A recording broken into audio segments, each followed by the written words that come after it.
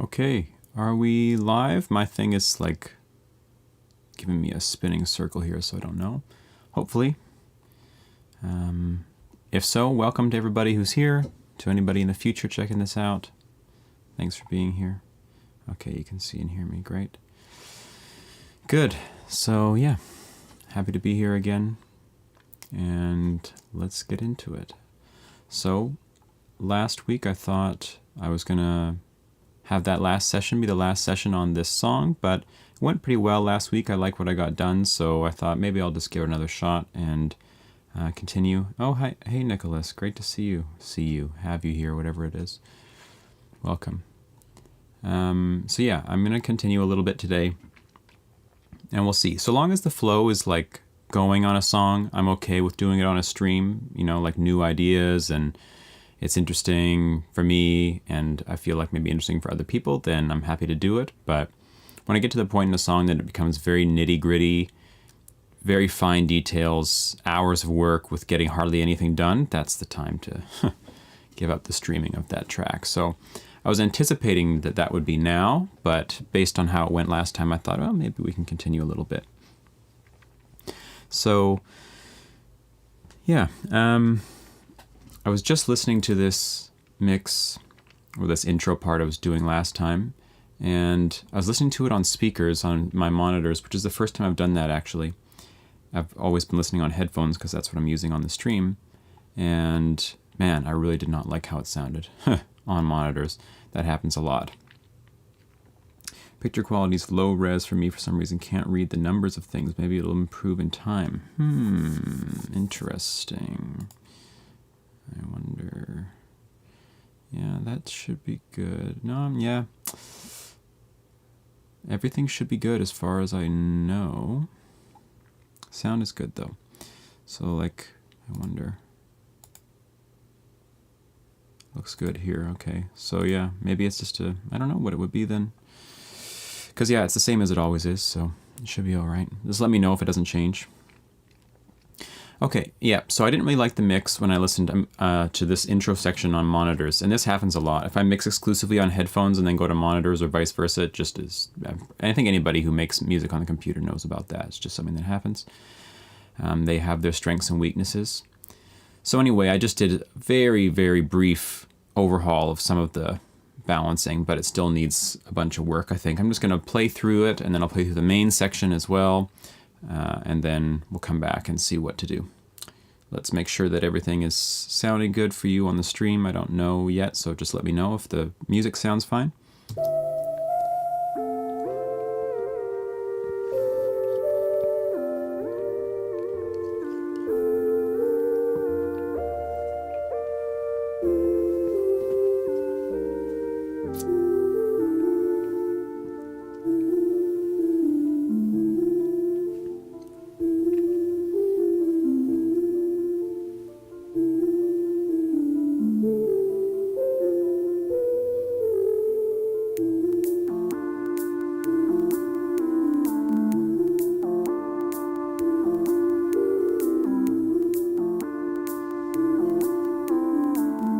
Hero, hello.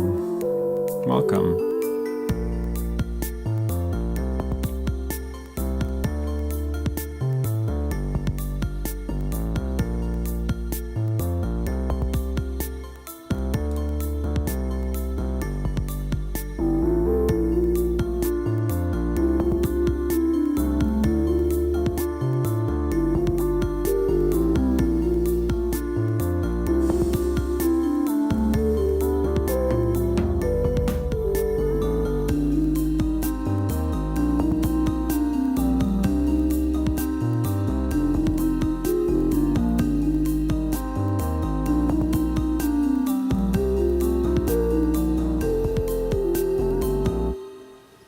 Okay, so that's our intro, and in time it will connect to this section.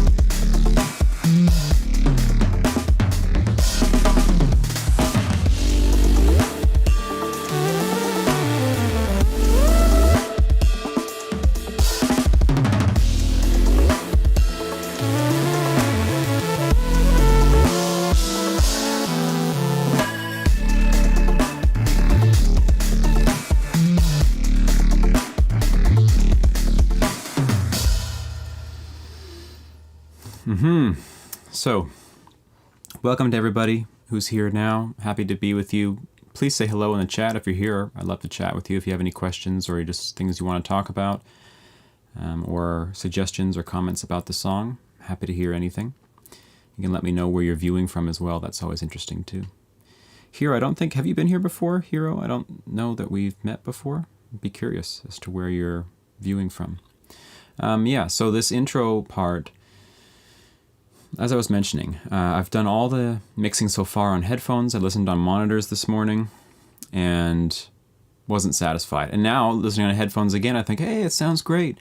But as soon as I put it on my monitors, I thought, no, this mix is not good. A lot of the sounds are not so great. So, well, it's not that the sounds are not great. The sounds are fine, but that needs some work.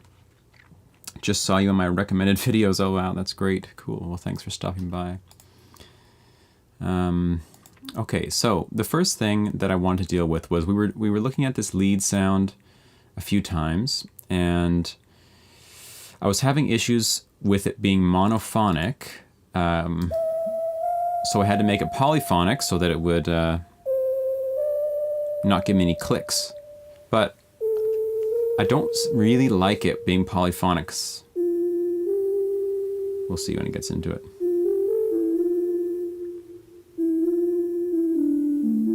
I would like that thing to glide between the notes and feel like a single thing as opposed to more like a piano like it feels now, where the notes kind of ring over each other. And I just had an idea about how to accomplish that. So just give me 1 second and I'm going to try this. So let's do this. I did, the sound is made in Omnisphere, and it's a modified version of this Canadian Pulse, as it's called, which is very fitting. So what I'm going to do is copy this patch, just in case I screw everything up, or copy the part, I guess they call it. And then let's try this. I want my goal here is to get a sound that can sound like this and glide between notes, gives me no clicks, and fades out at the end. That's where the issue comes, is the fade out at the end. And what I'm realizing is that I could achieve that by setting this back to, monophonic, or solo as we call it. So hear that clicking? That's exactly what I'm trying to avoid. Now we avoid it when we do the legato, like this, but the notes get quieter and quieter because I have a, envelope on it. So how do we get the best of both worlds? Well, my idea will be to let this be, to not decay at all, like this.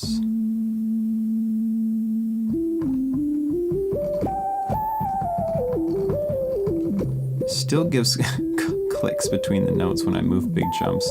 Man, that bothers me so much. Okay, anyway, and then let the release. This is probably just going to take me too long to even try right now. Let's just see what it sounds like.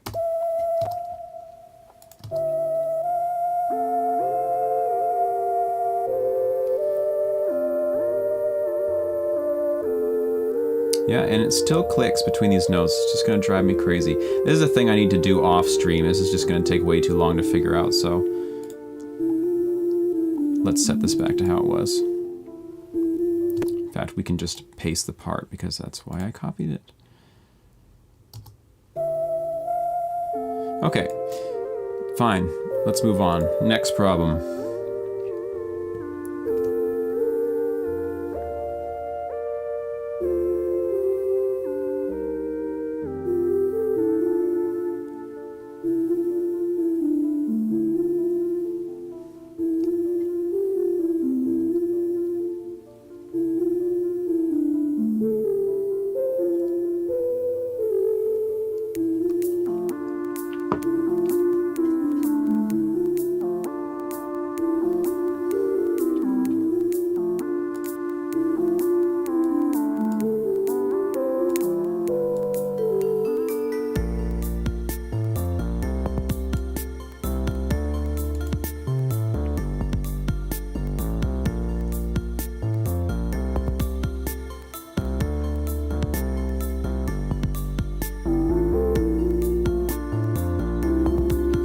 Okay, we gotta mute these guys.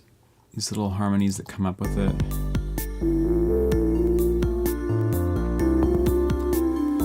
What genre is this song? That's a good question, man. When we were working on this part, going into all this stuff, we came up with something called like Babylonian war hop or Babylonian something like that my friend was suggesting. I thought that was great. This thing does not represent that at all, though. This is, I don't know, I call this minimal electro, minimal electronic music. I don't know what else name for it in specific. I'm sure that people who are big into this scene would know exactly what to call it, but it's just a sound I wanted to make.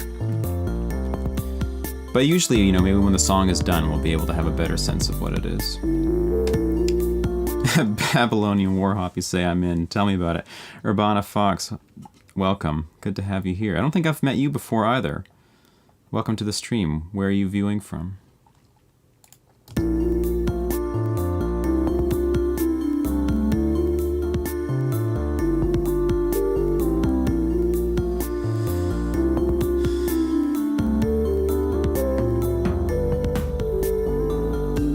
Okay, so my goal right now is to, I have this key change that happens here that was a kind of serendipitous is probably the wrong word in this case. It was something good that happened in the last stream when I just tried out some stuff kind of on a whim. No, I'm new. You popped up in my sidebar. Looked interesting. I'm in the UK. Wow, multiple people in the sidebar recommendation situation? That's crazy. Wow. Welcome, though. Great to have you here. Please feel free to give any suggestions, comments, questions you have about anything. My name is Max, by the way, as you probably can tell from my channel name. Yeah, so I had this key change that happened. We'll just listen to the key change once, and then I'll talk about what I want to do with it.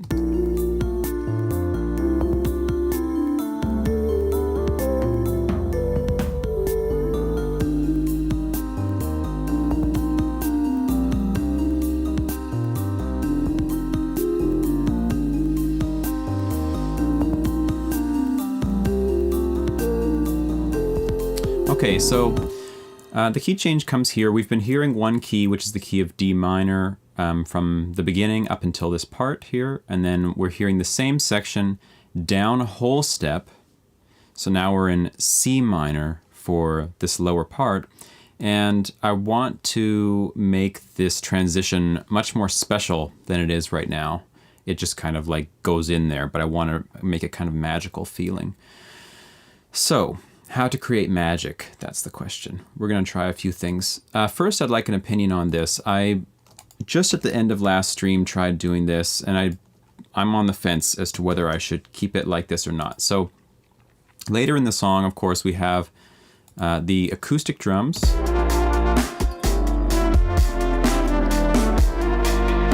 This part is in the original key here, D minor, and we'll have to get back there to this key at some point, but that's besides the point at the moment.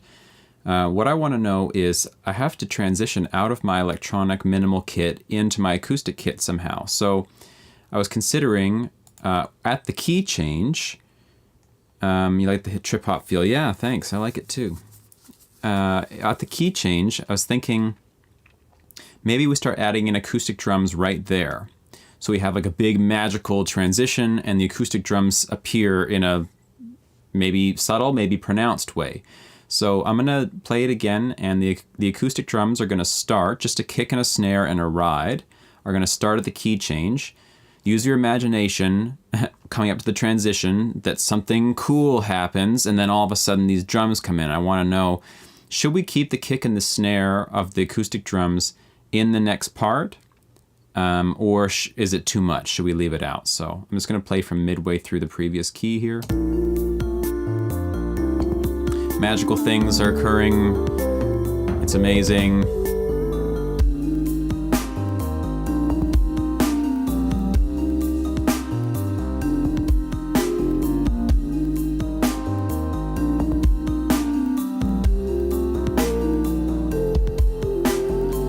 What about that? What about that kick and snare there? Is that too much, do you think, for that part? Or is it not a fan of the kick and snare personally? Okay, so there's one vote.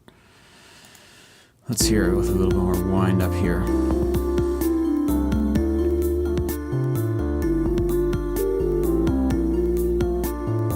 Too much. That's what I was thinking. And when I got to the song this morning, I muted them because I thought maybe it was too much.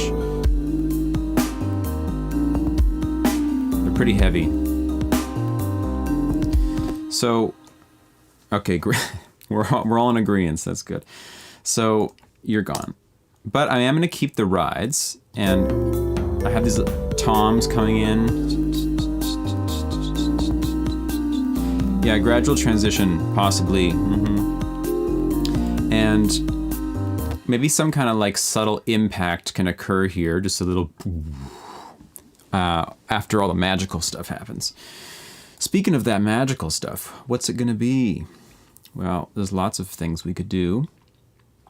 One thing I was considering initially was some sort of, I had this, what was that idea I had?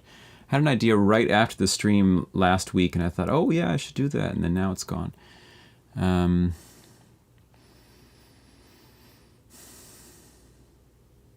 Oh, that was a totally different idea. Actually, I'm going to try to do that now, because before I forget, yeah, just give me one sec here.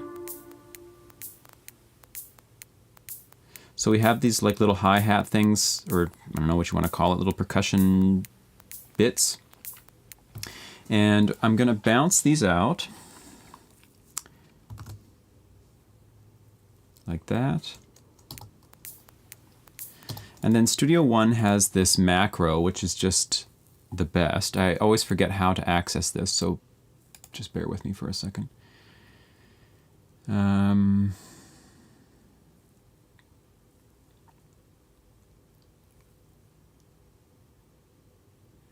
They have a macro that applies a reverb and reverses it all in one go to get like a reverse reverb sound. But they have so many macros in here now that it's almost overwhelming. Space delay.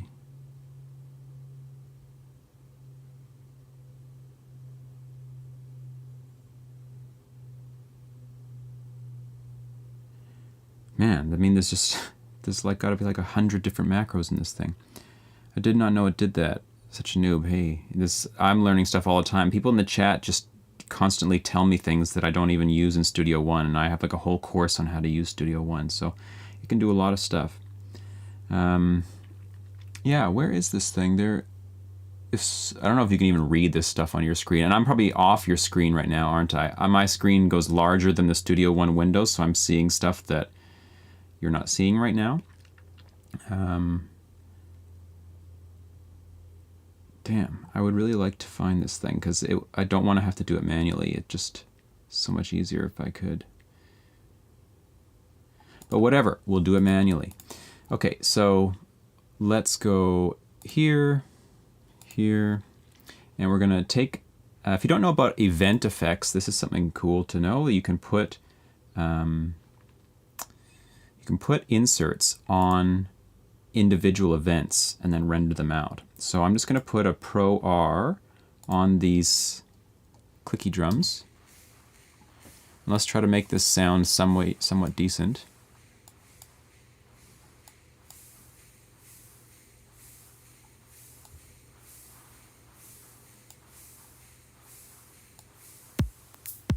Ay, ay, ay.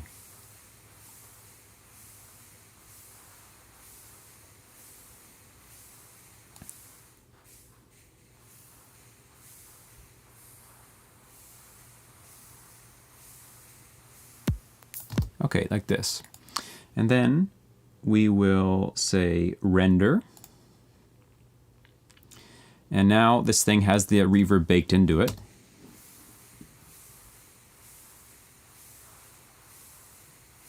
And then we're going to reverse it.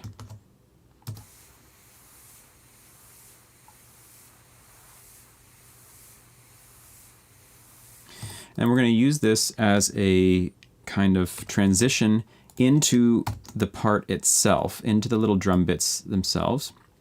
So we'll just cut it halfway.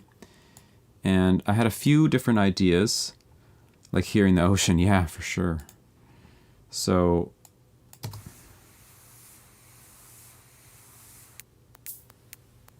let's take the simplest approach first. We're just going to fade it and just see if it sounds decent. I had like a cooler idea, but this might even just be fine as it is.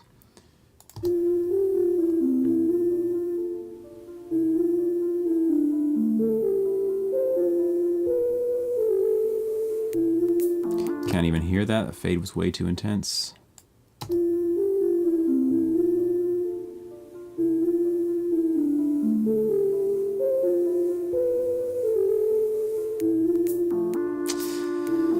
No, it's not really what I'm looking for.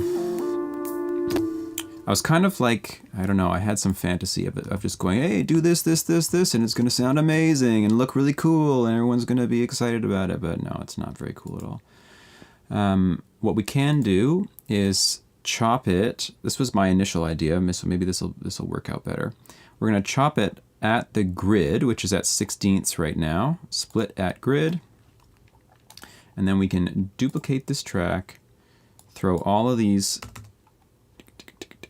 wow, look at all those slices. Throw all these down here, and then we just throw them up in a random order, basically. We just pick them from random spots. Okay, what's going on here? There we go. And just start putting them in.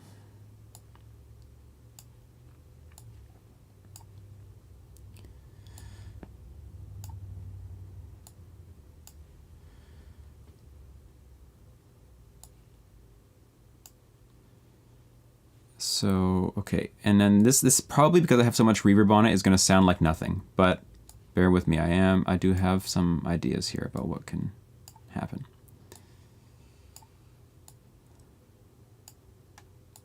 This, in any other situation but this one I'm doing, like when you have a regular instrument or something, this actually will sound really cool to take the thing, like reverse it or something, split it at the grid, rearrange all the slices into like a random order, fade between them, and then you just get some crazy like stuttery thing. This one is probably going to sound almost identical to how it sounded a second ago.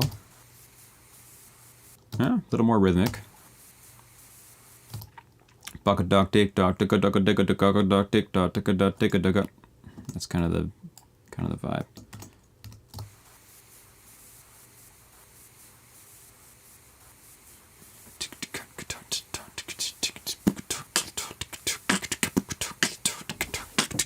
Right? Kind of interesting. And then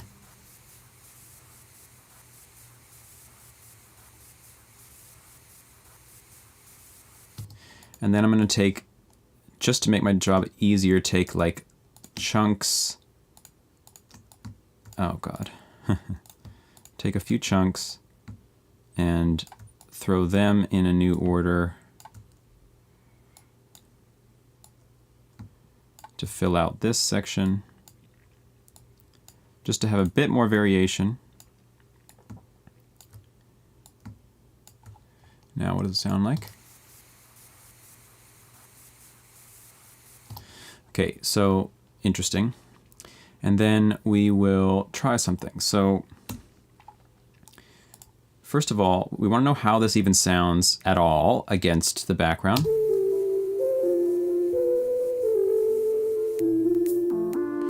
Like, okay, I guess. Let's just try something like putting a OTT on there, because what else do you do with your life other than use OTT? Sorry if that blows your ears off.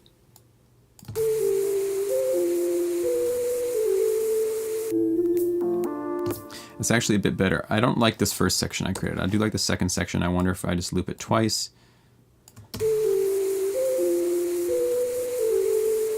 It's actually a pretty sweet rhythm. I know that this is like super intense right now. It's not going to remain that way.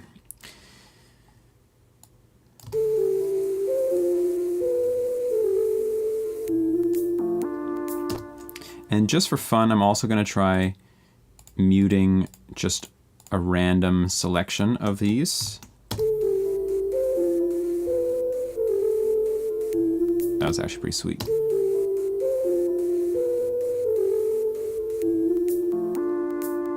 I don't even know if this is going to work for the intended purpose, but it's probably going to work in general, and for somewhere else. I'm just going to how should we do this? Okay, I'm going to save a copy of these over here just for the future, and then these ones I'm going to bounce into their own little file. Fade these in.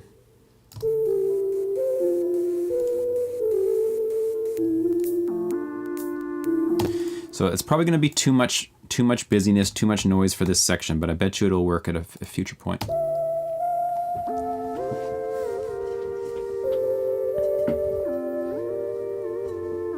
I love your icon, Urbana Fox, your profile picture. I can't really tell exactly. I see it's a fox from here, but it just looks cute.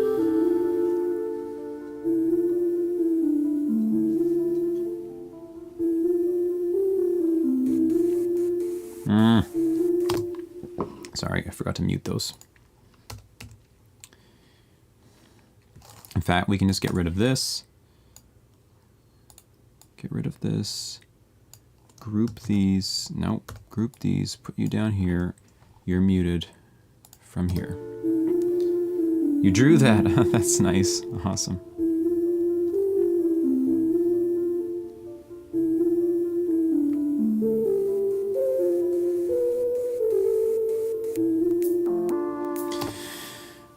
Okay, it's actually not bad, but I am realizing that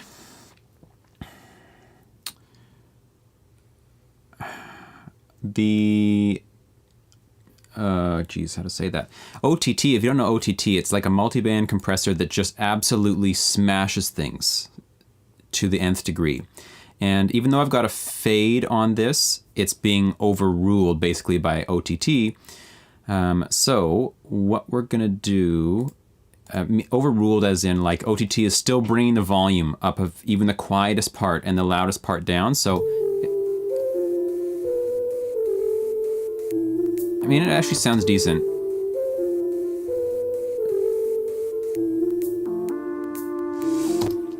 I wonder if we like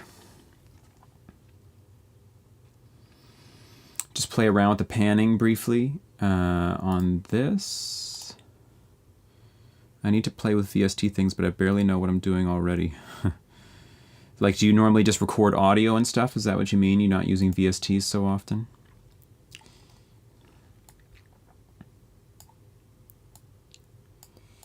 I'm just gonna like randomly pan this thing like crazy.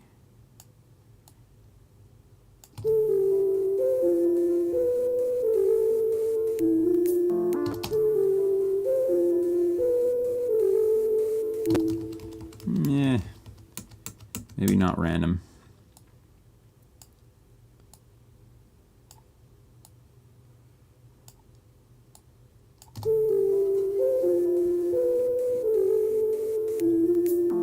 It's actually kind of nice.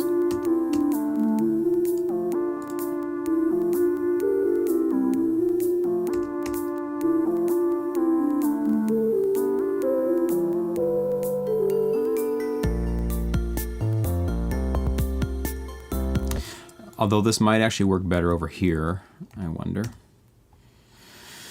I use the instruments that come with samples and recorded audio, but the VST effects are tricky and there are so many to choose from. I have no idea what they do. Yeah, it's a lifelong learning process.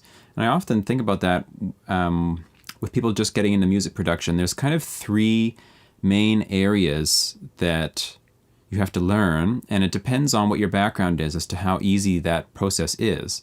Of course, there's the learning music, chords, melodies, things, and then of course it's not just one instrument, it's many, learning drum patterns and bass lines and things. There's learning to use the program itself, not even like the effects, but just actually how to record and navigate the app, and then learning to use synths and mixing and that whole engineering aspect of it. It's a little bit daunting, but luckily it's super fun in the process if you treat it that way.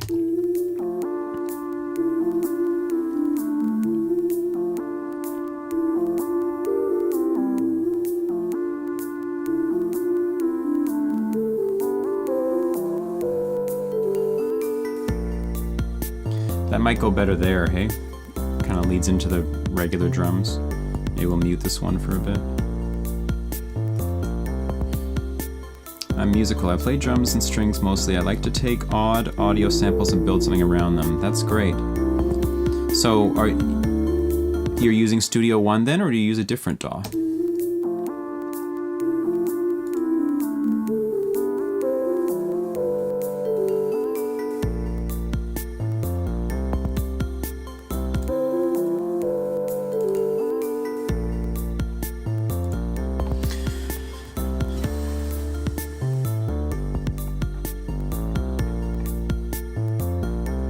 Use Studio One, yeah.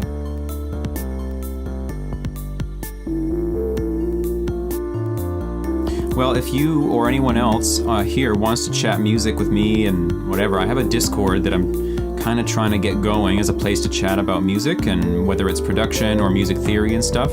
The link to it is in the description of this video or in the banner of my YouTube page itself. So if you do want to chat, that's the place to do it. That'd be pretty cool. Great. Okay, so let's get back to this like magical situation here.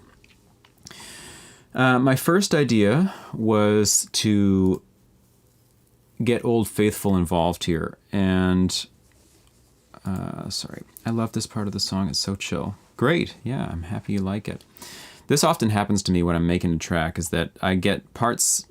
I just like to have songs that are journeys and they end up being wildly different sections. I mean, comparing this section to later on is pretty crazy. I mean, that might actually like anger some people to want to hear a chill song and then it gets into like a heavy drop, but that's just the way I live my life, man. I don't know what else to do. So, okay. Arcade. It's clearly not working for some reason. It's not showing me anything.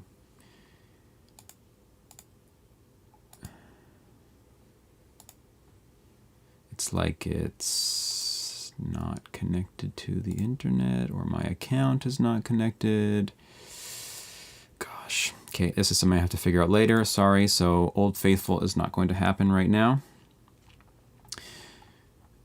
If you don't know about Arcade, by the way, that's something you want to know about. It's pretty amazing for finding cool loops and doing all sorts of stuff with them. Wow. I don't usually use loops at all, just because I like to write all my own parts. I find that fun. But, yeah, Old Unfaithful. But Arcade, if I'm going to use a loop, that's where I use it. Okay, so we need to make our own magic.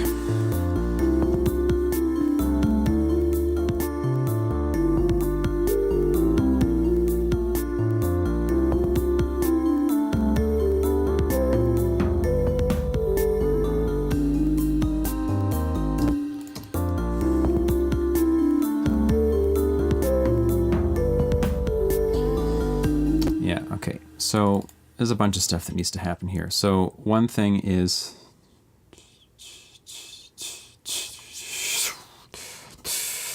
a ride.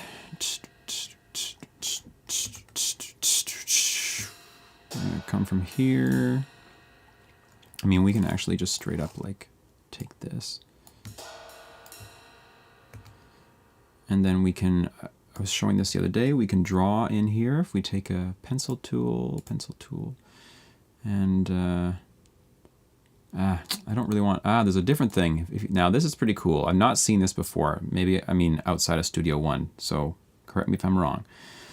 With this thing, you can select a bunch of notes, draw a little box around them, like this, and then you can like morph the shape of the box while keeping the relative quality of the notes, of the velocities intact. So like I've deformed that section, and then let's just see what that sounds like.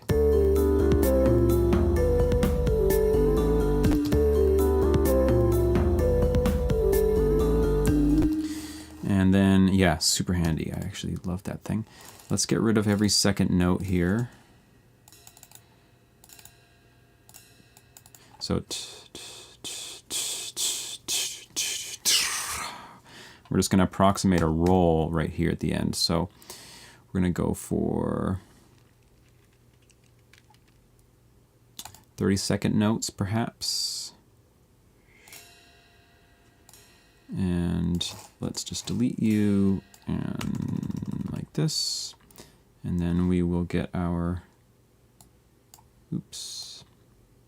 Actually, that's fine. We'll get our drawing tool out and we'll make a roll.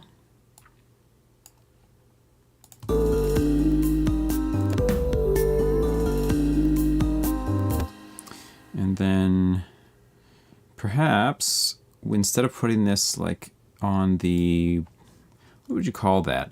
There's like the dinghy, it's not the ride bell, it's the main part of the ride, but you can also hit a ride on its edge, sort of, right? And that's what this is. And you get more of a symbol out of it.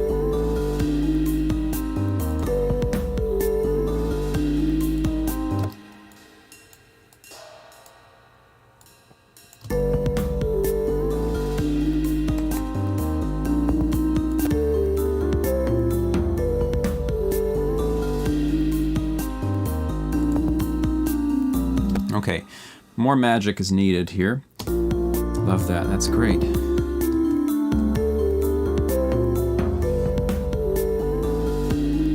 Okay, so I need some external magic that is some, like another loop or a reverse thing or something like that, but also the instruments themselves are going to do some magical stuff, which maybe we'll do that first.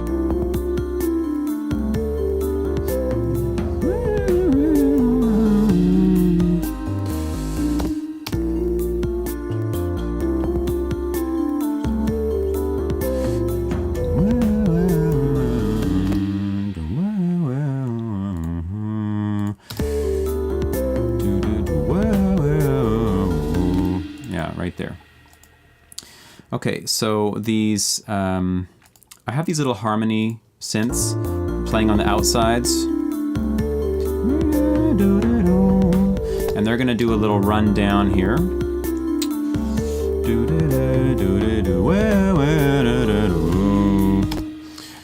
So,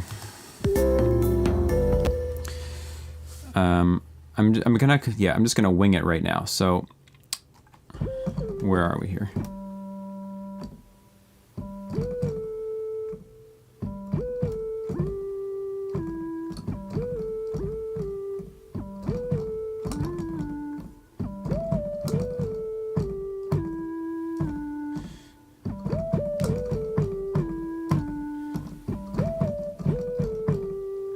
Major pentatonic, who can say no?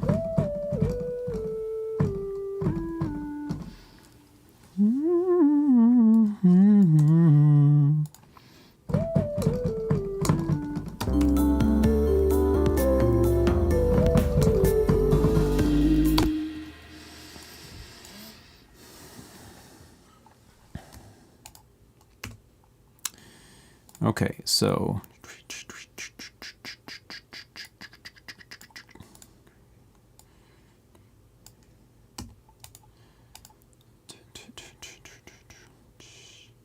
okay, so I have little grace notes on every one here. Sorry about that pitch.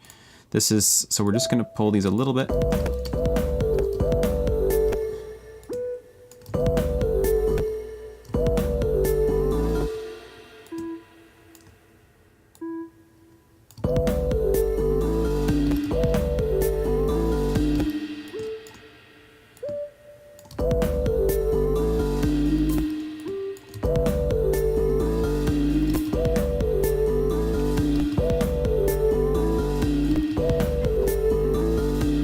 Okay, and then we're gonna take his friend and he's gonna play the same thing.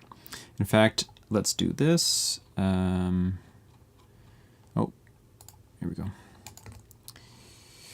Here's another cool trick in case you don't know. You can show multiple tracks at once in one MIDI view. And I can copy the notes of this guy, move back down to this guy, delete his other notes, paste, and then pull him down. It's a he for some reason. And then I can actually look at the harmonies as I go here, so I can see both sets of notes at once. And we're just gonna try something. So right now, this is like in pure fourths, which is gonna sound kind of interesting. Let's see.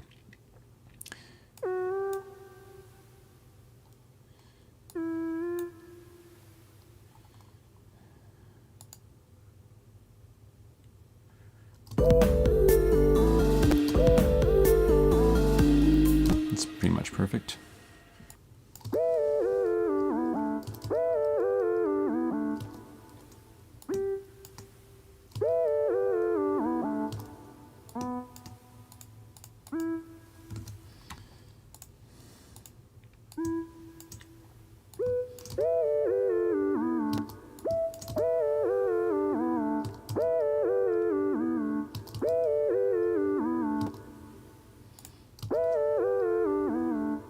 Yeah.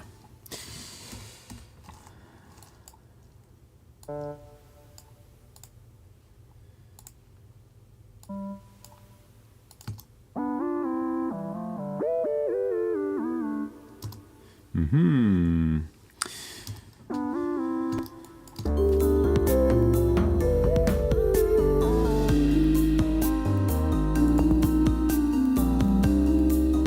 Okay, but everybody at the party has to do something fancy and magical.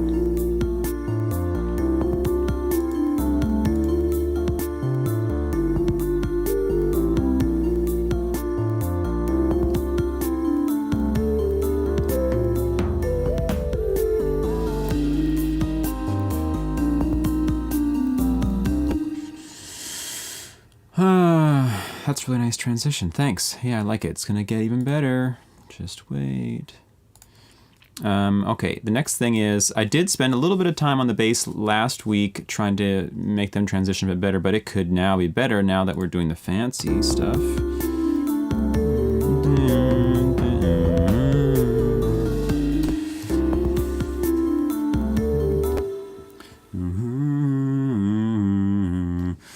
So...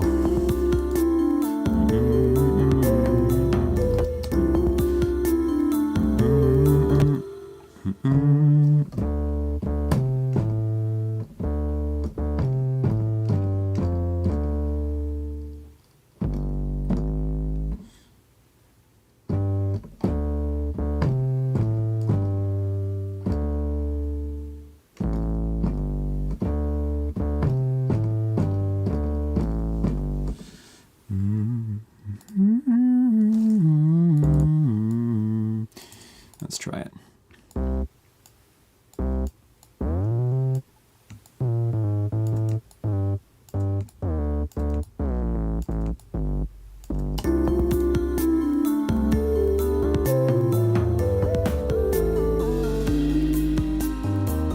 Better. Okay, this needs to rhythmically be more interesting, so...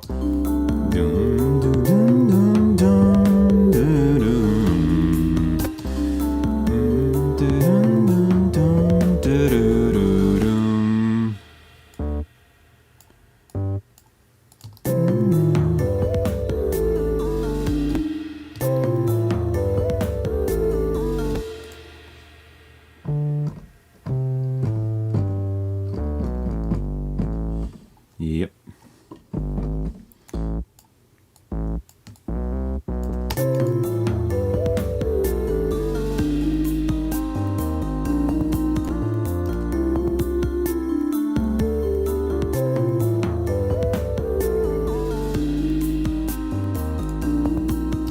We're getting there.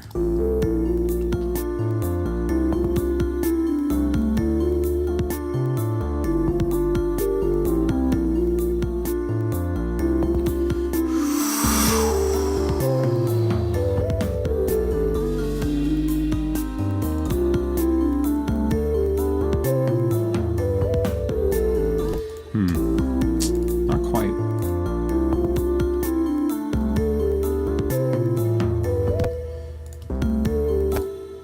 put you up an octave too?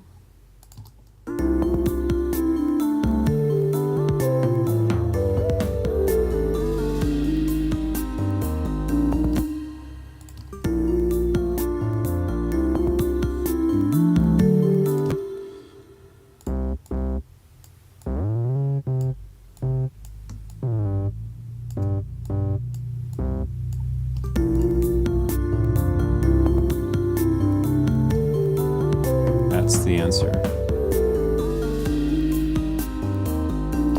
Now we should let these drums drop out for as long as possible, and let's see how long that can be. How about all of you?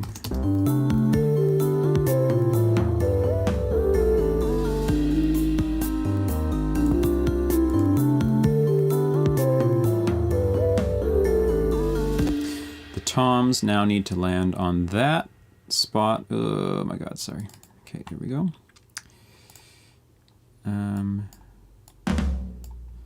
So just pull you back completely randomly and pray.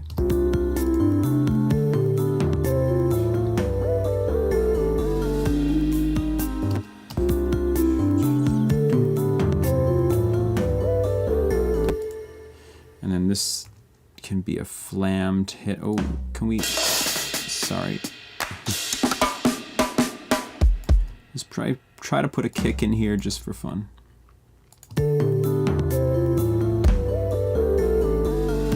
Nah, it's probably too much.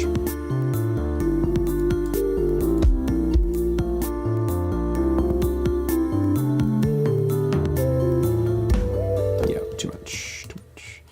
A flammed tom, perhaps.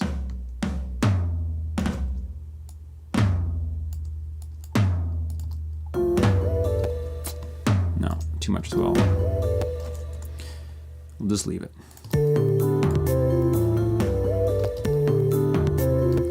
Doom, doom, doom, doom. So we'll throw you guys up one. Doom, doom, doom.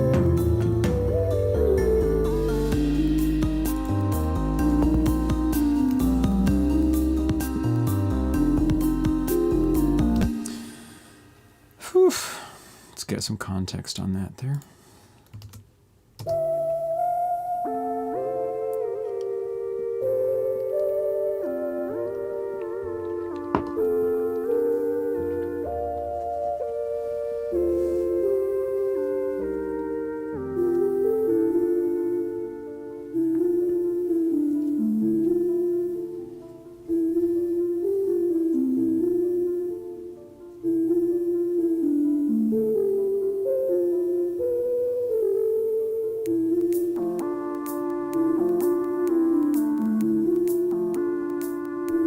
Yep, absolutely. Go ahead, Fox.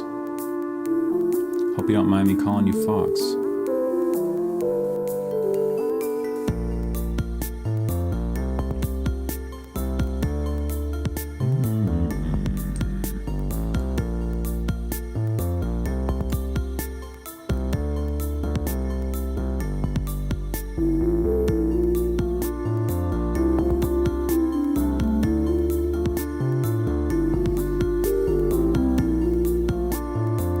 I'm using a keyboard.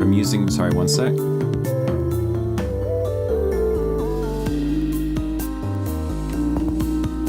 I'm using a 88 key weighted Akai MPK 88 it's called. Don't buy it. I don't like it. I've had it for like, I don't know, 12 years maybe. I got it through a recommendation of someone. And I liked it in the beginning, but I don't know. Over the years, I've realized I don't actually like it. I need to have weighted keys, though, because I grew up playing piano, and you just play different, right? When you have weighted keys, it's just you can play. I can play more delicately, and I like that kind of feel. But the keys on this one honestly aren't great. There are weighted keyboards that are amazing, and I'm hoping to buy one of those this year sometime. I don't know if that's going to happen, but I've wanted to for a long time because, yeah, this thing just really annoys me. I can't play on anything else, really. I don't have pads around me. There's pads on the MPK. I don't use them, though, for drums. I just play on the keyboard. I play drums with my fingers like that. And then everything else, yeah, is just played on this one keyboard.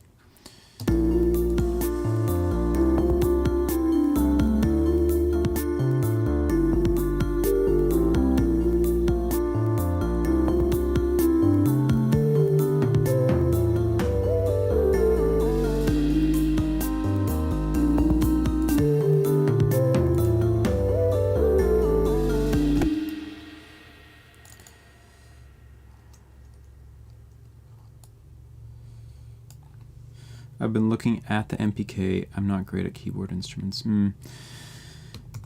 Yeah. You want weighted keys?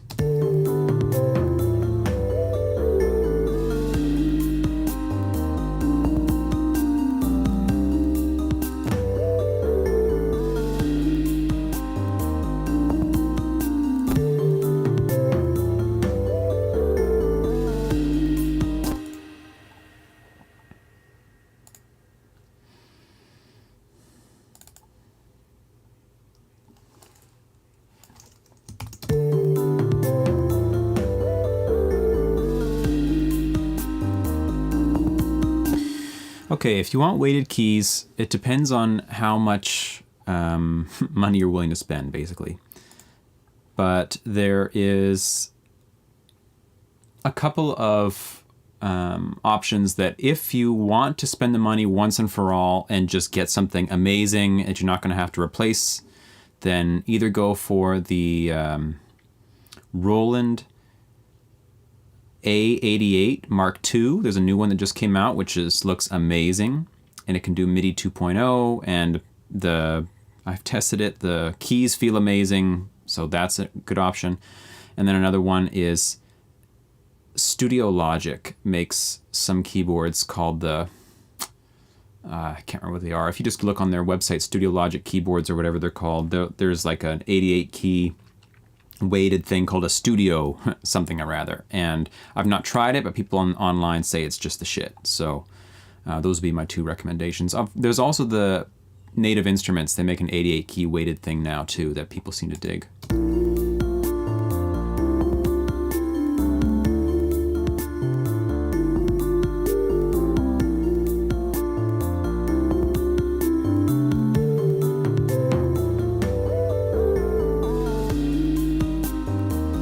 Okay, should I stop all of... Thanks so much, that's really helpful. I'll hush now, let you concentrate.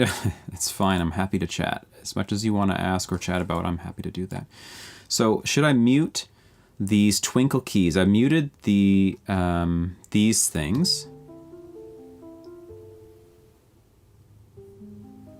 which is kind of nice. Maybe I should mute the twinkles, because they're replicating that.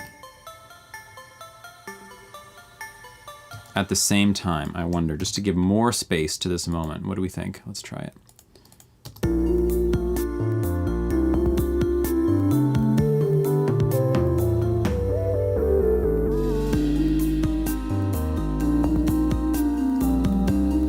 I'll leave the twinkles in this time.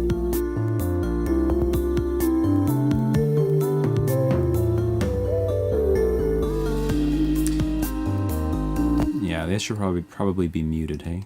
We've heard a lot of them.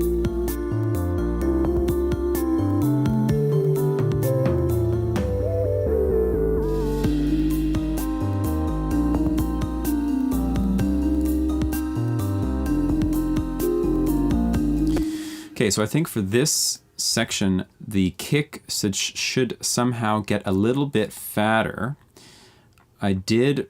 what did I end up with? I did remove... Did I? How did I do this? I want to say I removed a bunch of the sub from that kick, but now I'm questioning myself. Did I do that? Did I do it in here? It sure sounds like I removed a bunch, or it's just the way that thing sounds. Yeah, like where is that?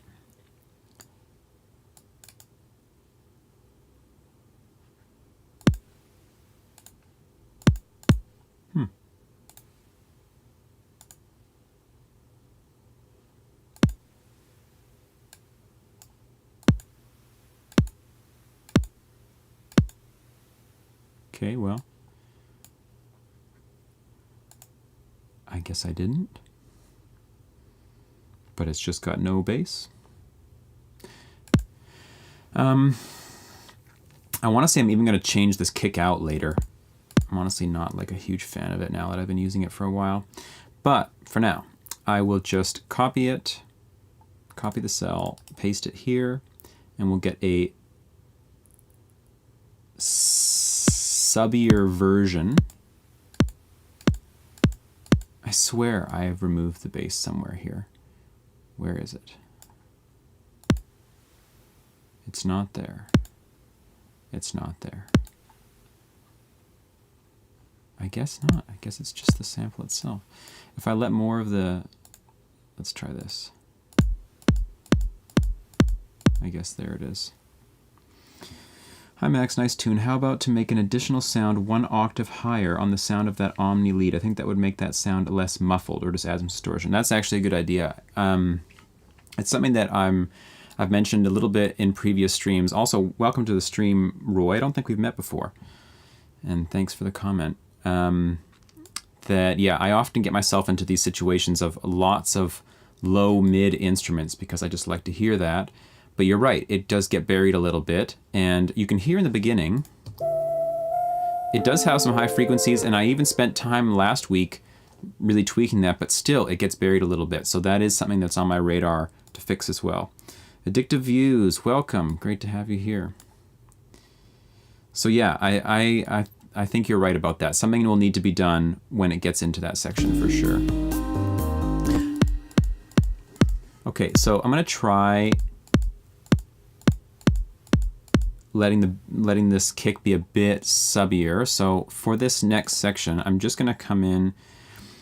How do you guys do your drums, by the way? I mean, this is like, ask us in a second. Ooh, got to run. The kids just got home. Love what you're doing here. I joined the Discord and channel sub, so catch you again soon. Thank you, Fox. Really appreciate that. Thank you for being here and your questions. Hope to see you again. Have a great rest of your day. So yeah, I always do my drums, and have for like 15 years done my drums in a piano roll. I play them with my fingers usually, unless it's like fully electronic like it kind of is in this situation, and then I edit it all in a piano roll view. I'm curious though how other people do it, because yeah, that's like, I know a lot of people don't do it that way. I'm going to take all of these kicks, shift them up to this subbier version of the kick, which sounds like basically the same. And let's just tweak it a little bit. So I'm going to solo the drums, and I'm just going to loop this, loop this section here. Blue Jazer Beats, hello, just said, wow, thank you, my friend. Appreciate that. Thank you for being here. Let me know if you have any questions or comments on the beat or anything. I'm happy to chat about whatever you like. So yeah, let's try to make this. I'm just going to loop this section just to hear what this kick sounds like in here. We're going to tighten the kick's length just to the point where we hear the sub.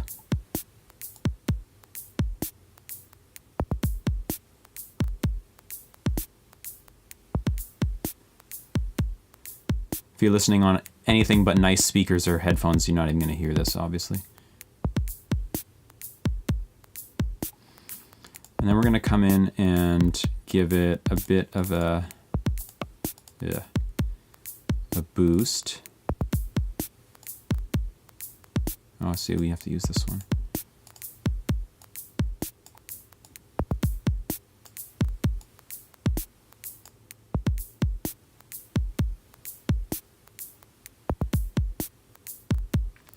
What kind of genres do I make? Well,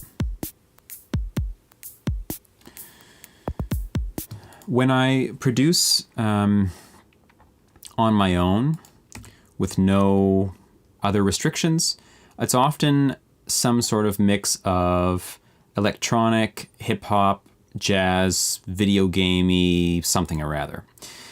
This song is a little bit indicative of that. So we have this minimal section that's been going on here, but we have a completely other section, which maybe if someone's new on this stream, I'll just play this so you have a sense of what is going on in this track, because it's not at all just the minimal part. Oh, it's all soloed right now.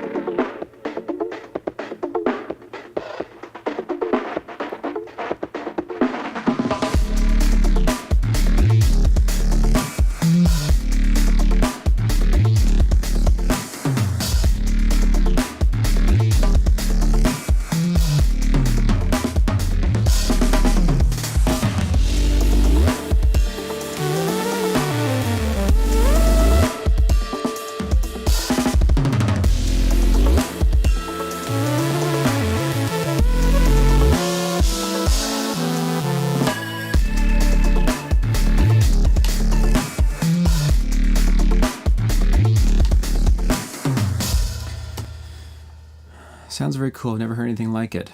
Well, yeah, this is that's kind of on the end of the spectrum that I enjoy. I really like very pretty stuff. I'm a huge fan of jazz harmony and all jazzy things in general, though I don't make jazz music per se, but I also love heavy, aggressive stuff.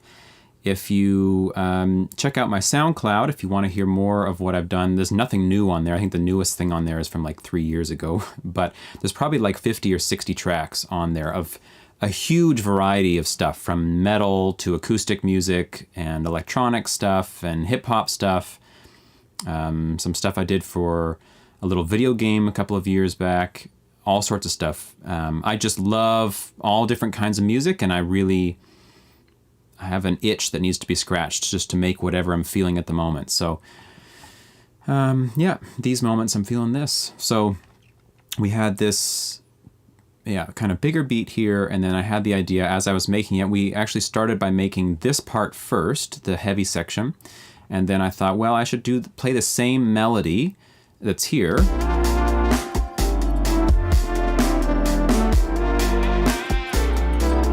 But in a minimal version.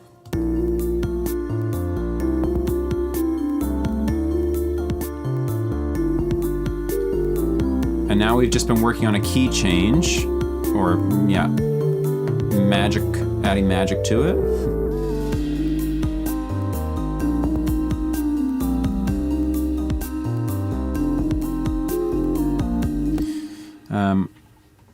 Your drum fills and the programming is on piano roll. Yes, that's right. All of the drums are done on piano roll, just like this. So, where was that big fill? I can't really remember.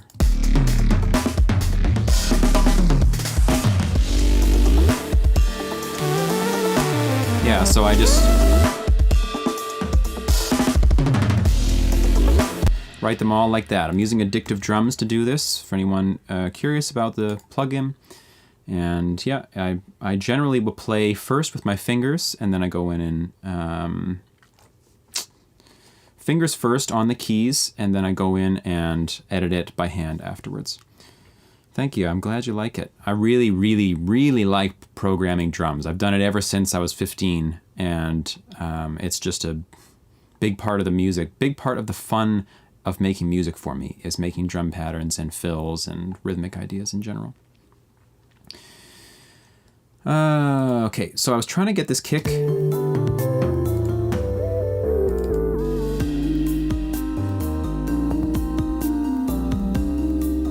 Slightly fatter now, but the snare needs a little bit more fatness, maybe too. They sound totally pro, thank you. That's definitely something I've strived for, attempted to achieve over the years, is to create an indiscernible feel so that the average listener would never think that the drums are programmed.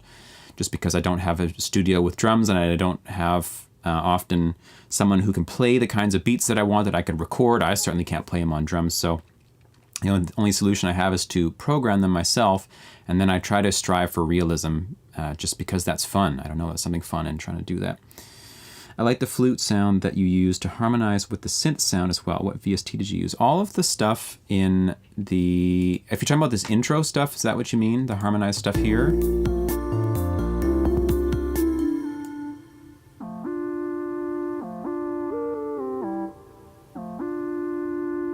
This is just all Omnisphere. This is one instance of Omnisphere running all of these synths.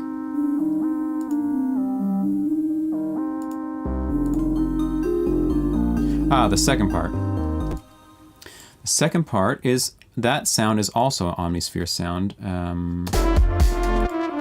Is this the sound you mean?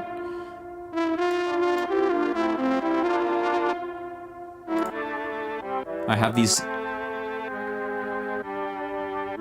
Mellotron flutes. The harder sounding part. In this part, you mean. That sort of thing. I really don't know what sound you're talking about, unfortunately. There's that one. There is... Wow, where is that thing? There's another one in here too. This thing. That's pretty intense, eh?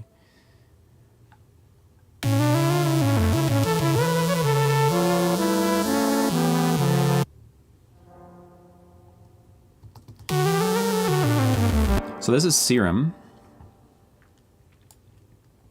which is a custom sound.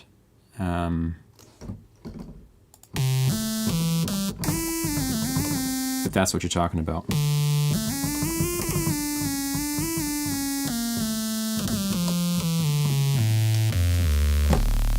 Woo! There's a bass. Come on now. Gotta use that at some point. Hopefully that answers the question. Okay.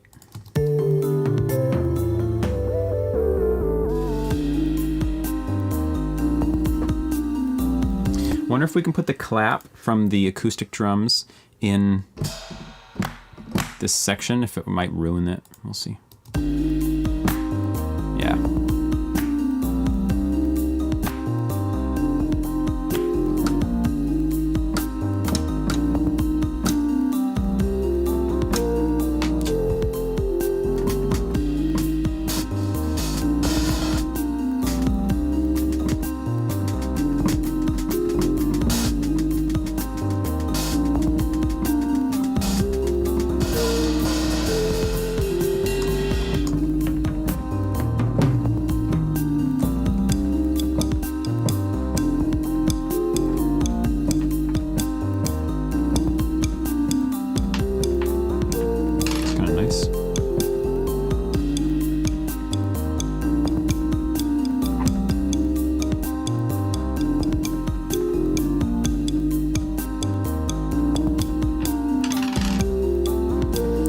Maybe.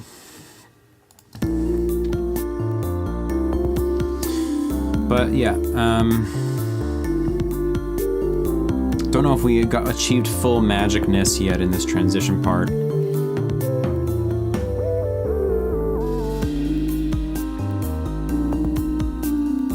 I think something needs to be added here as well. I wonder about putting up an octave actually, like Roy, was it? Roy had the idea there. We wanted to add an octave, which actually might be the better option. I'm just going to try putting it up an octave first and seeing.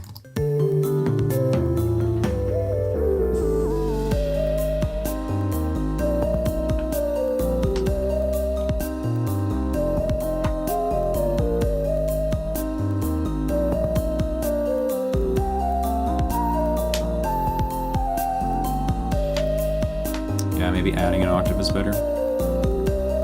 I wonder what happens if I do the octave on the same instrument.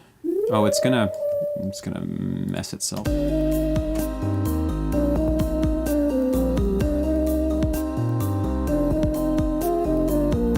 Kind of works.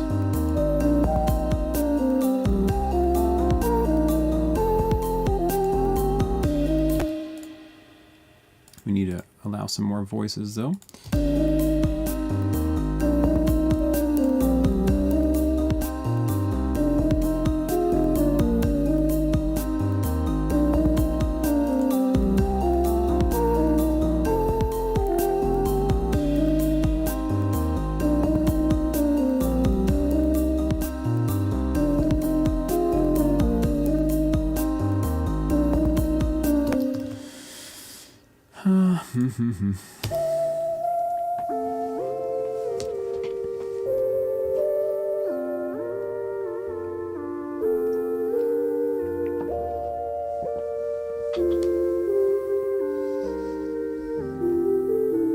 Yeah, I agree.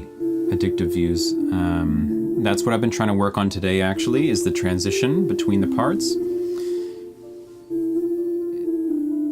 It's just that the melody also loses a little bit of clarity when it gets down low like that, so I wanted to try to fix that, but it does need a like reversing, sweeping, something needs to come in to accentuate the transition some more, I think.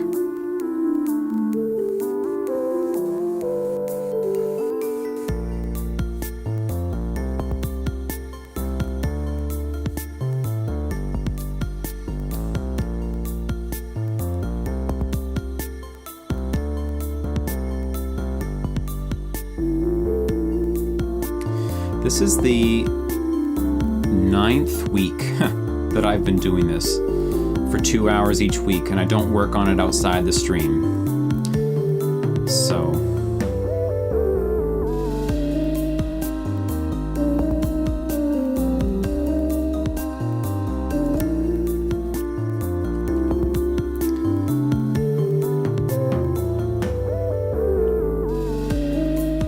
yeah, I think you're right that the melody's not being prepared for being up an octave like that. And I think even if I do put another octave on, it should be a different instrument. So I'm going to get rid of these. Oh, this is tricky. Can I do this? Yes, okay.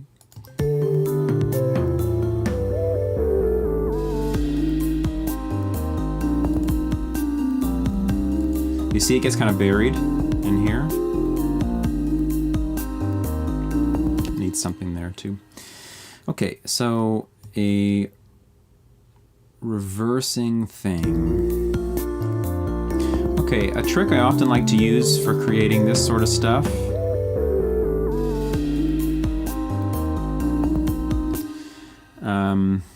the melody goes into a stop of feelings by playing the low notes, but the speed is too quick to perform that.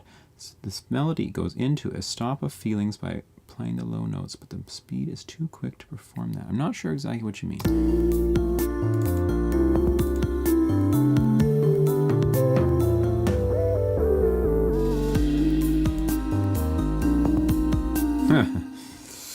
One thing I was thinking about doing is actually walking this melody down.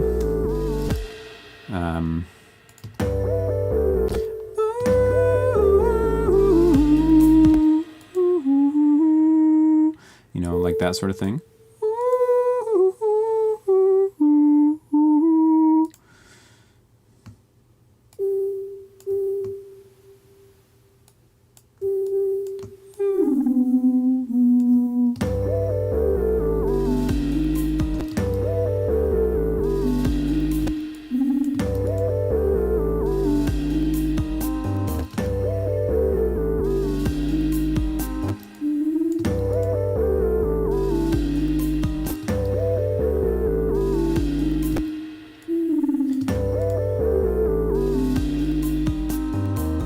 I'll figure that out later.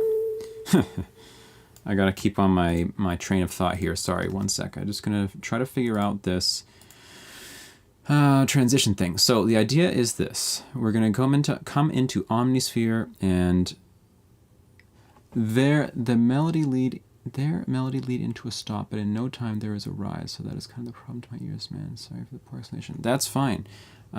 It's good just to hear it, just to hear the idea, and I'll let it mix around in my mind while I'm doing this, and then we'll come back to it and see. So I'm going to grab what do they call it? They have these things in Omnisphere. One is called Textures Playable, and the other is called Textures Soundscape. Textures Playable will be tonal, so have pitches to it, and then this one usually will not. So I'm just going to go into playable and grab just, yeah, something random.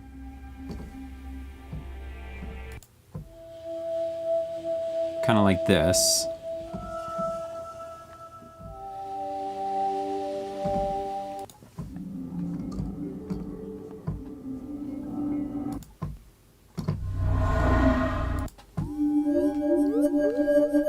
Kind of like that, maybe.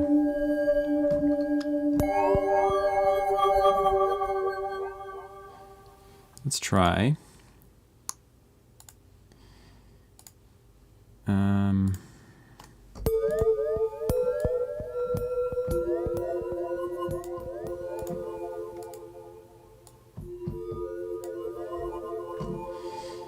And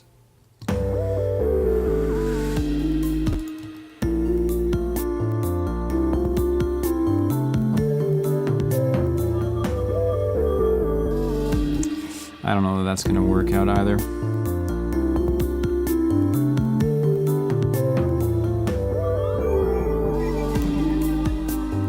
No, not the kind of sound I need. I need something more atmospheric.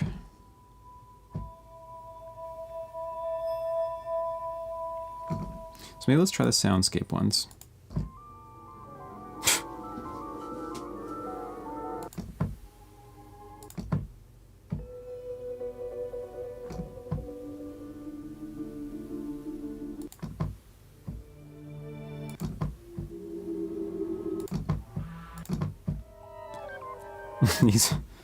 These are all like horror sounds. This actually could work.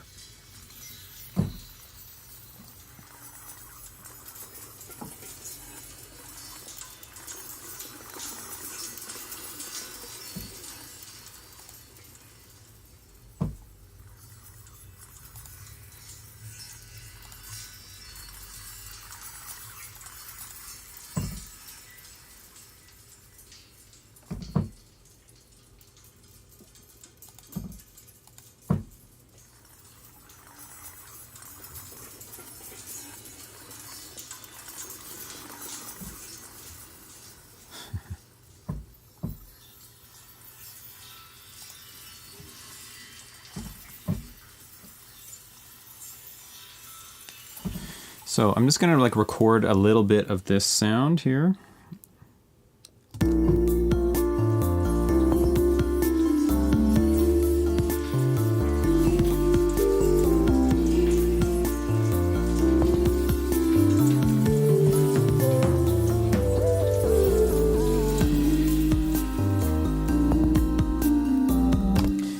Then we will bounce this out to audio. Yeah, it is cool. I'm gonna only have it come in very slowly.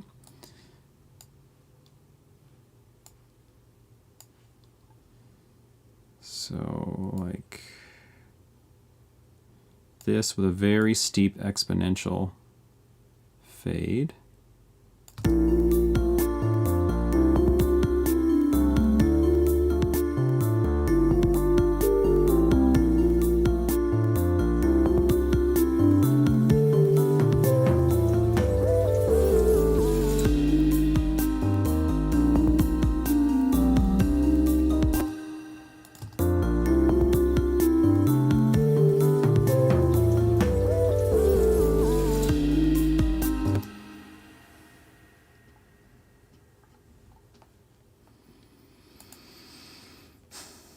Needs a reverb.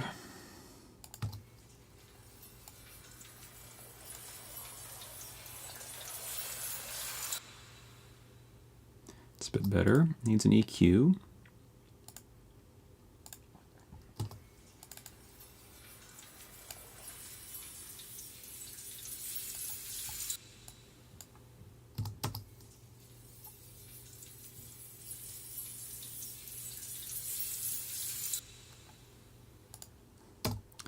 Yep.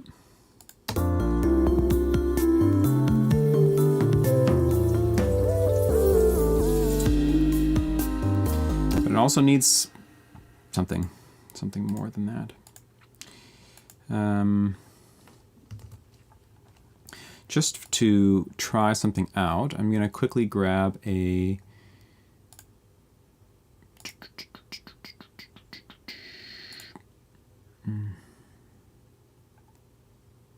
no.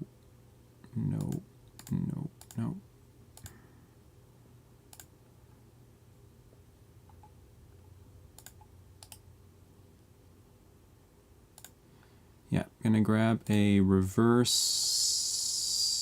something or other. What do we got here?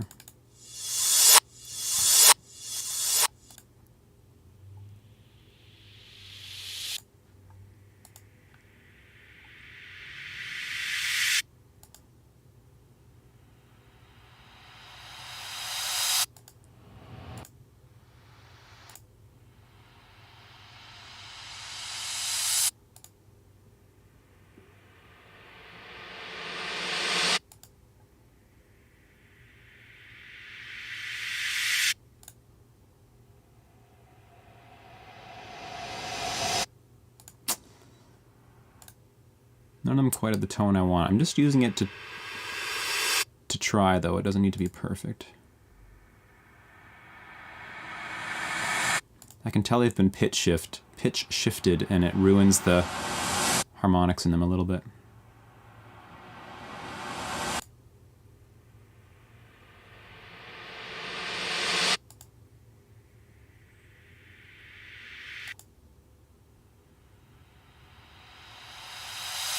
Sure, why not?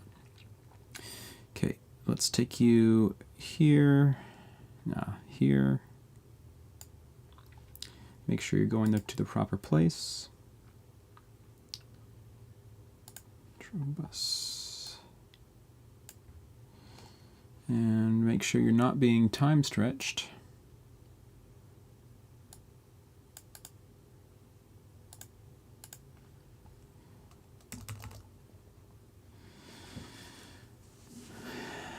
Chi Seng Hor, hello, welcome. Hey, you checked out Mr. Bill? Of course. That guy's the man. He's amazing. His YouTube channel is amazing, and saw your sample pack. Oh, my Mr. Bill sample pack here. Yeah, for sure. That guy's amazing. Definitely check him out. If anyone doesn't know Mr. Bill, you can check out his music. It's incredible, and he has an amazing bunch of tutorial stuff and all sorts of good stuff on YouTube and on his own website too.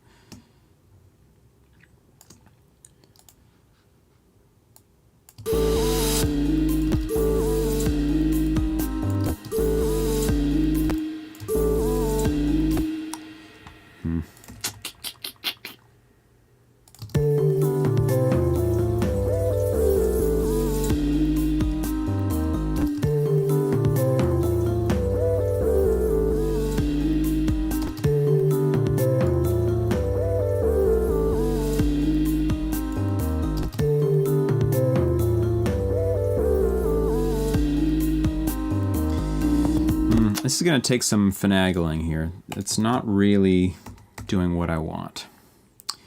Why did you not use Ableton, man? Good question.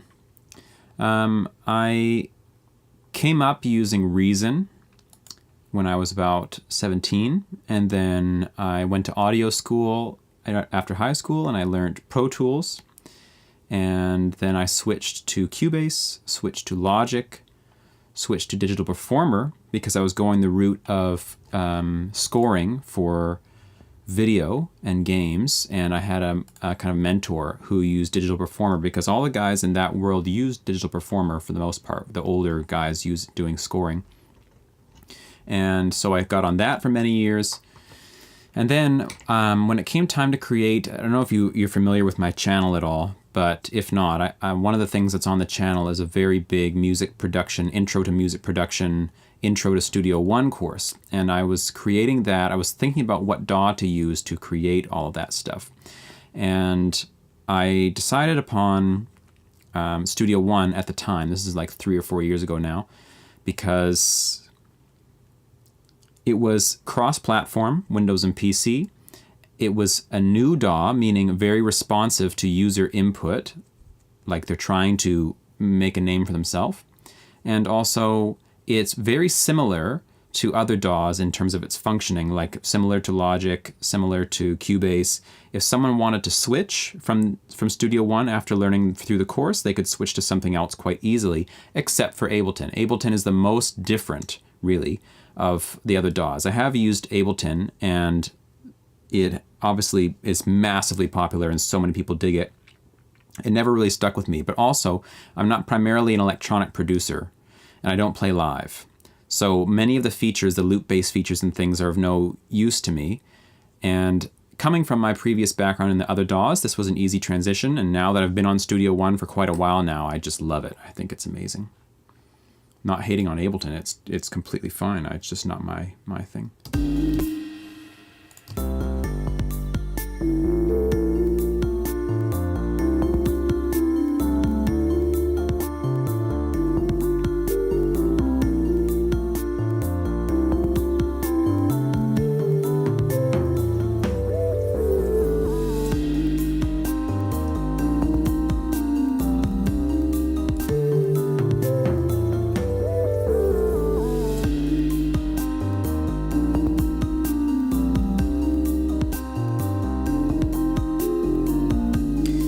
Give me 1 second here. I'm just going to turn everything down so I can just hear what this mix is sounding like at a quiet volume.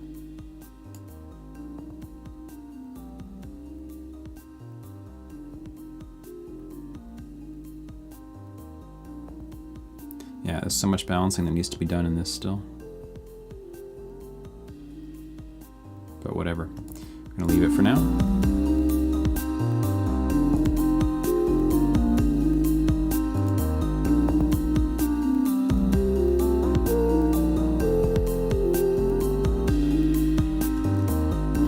Okay, so let's look over here once now. I might take a break from that section for a bit and see if there's something I want to do here.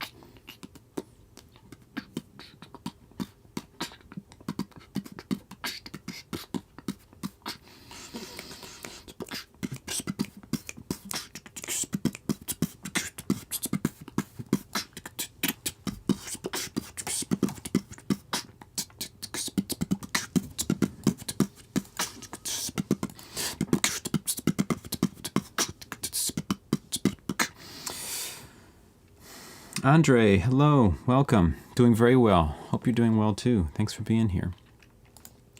I think I've got an idea about what to do here.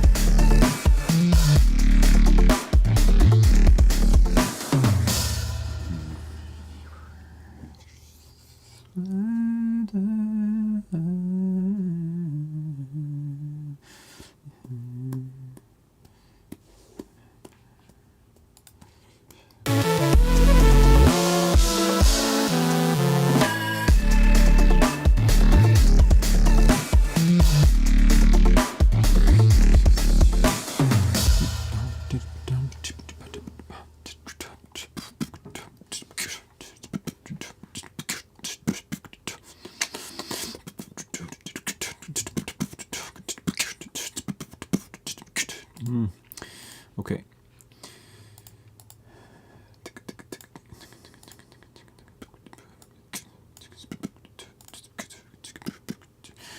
I don't know why, but I'm kind of feeling like I want a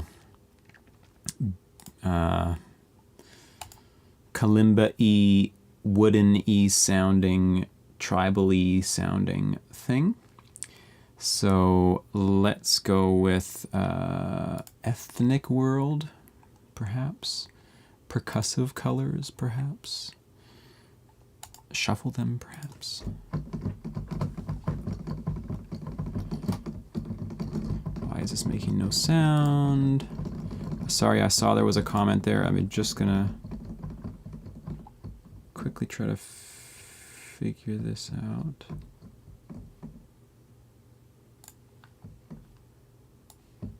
Oh, why did my Studio One just like expanded off your guys' screen there for a second? I'm not quite sure why that happened.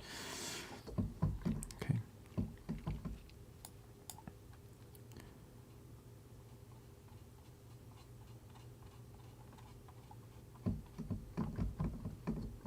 Ah, because the track is turned off, maybe?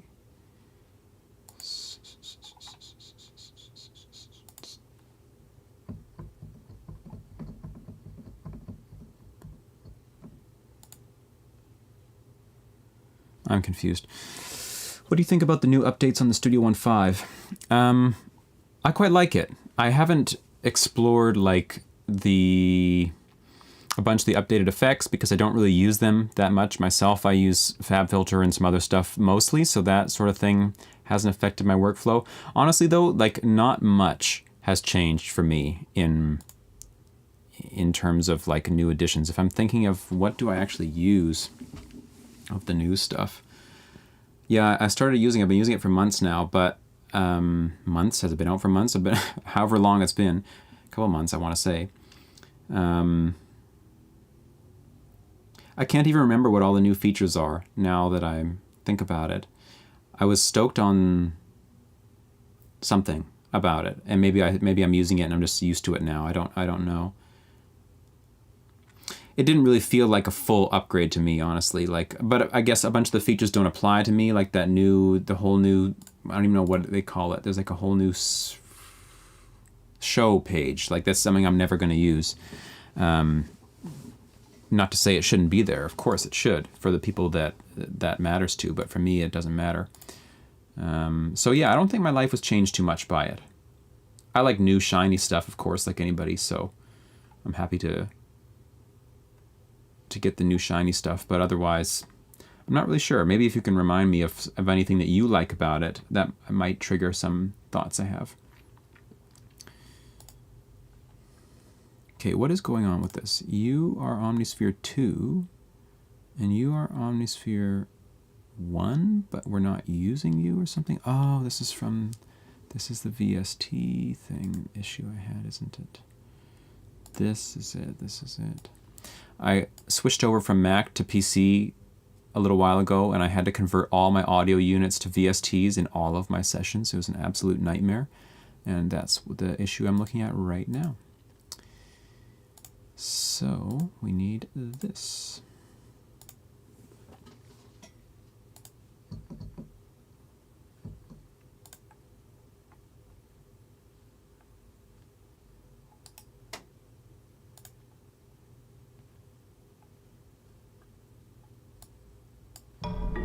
There it is. Okay. Interesting. I haven't yet been able to use Studio One to the fullest, so I have no idea what the updates actually did for me. That's why I asked you. I have Studio One 3 is really great, but you need to have third-party VST and things, if not the sampler in the 1970s technology. Synth is 80s technology, no effects. Yeah. Clip gain envelopes. Yes. Tape time stretching. Haven't used it. Seems great. Mix scenes are great. I tried the mix of scenes when it first came out, and it was buggy for me, so I got away from it, but maybe they fixed it now. I have the latest version. Have you noticed that they fixed it at all? And addictive views, yeah, I agree about some of the quality of the built-in stuff. Like it's just not there. Well, at least back in the day, some of it's decent now. Like in version 3, for sure, there was some stuff I thought like I'm never going to use this. When I was first getting to learn Studio One, I was making the course for the YouTube channel, and I went to like play around with Mojito, and I thought like, what is this? To me, it's like garbage. I don't even know why it's still included in the thing. There's nothing about it that I would ever want to use. The interface, the sound, the possibilities. Sorry if you guys are like super into it. It just doesn't do it for me. Okay, so now we got some sounds going. This is not what I wanted.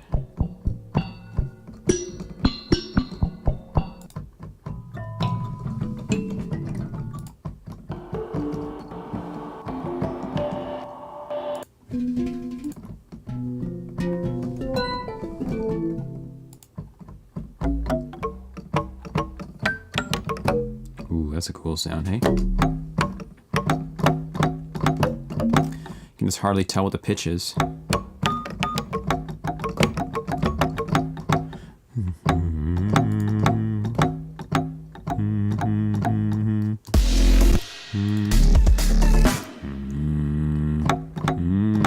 This is not even pitched correctly. That's not a D that this note is playing.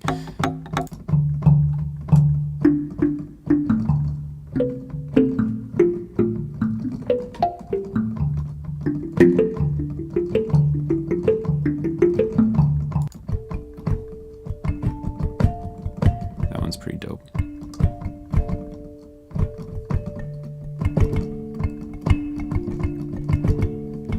Let's start with that. Okay, so now I have to get my idea back, which is all evaporated now.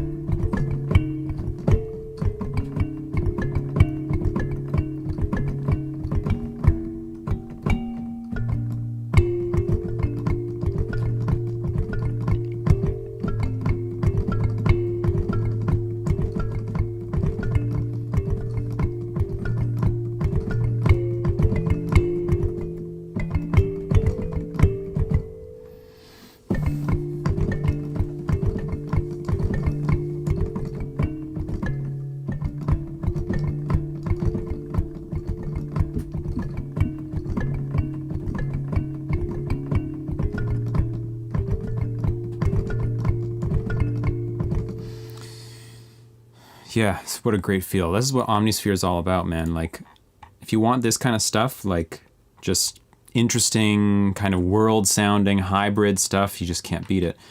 I gotta get this idea down before I forget.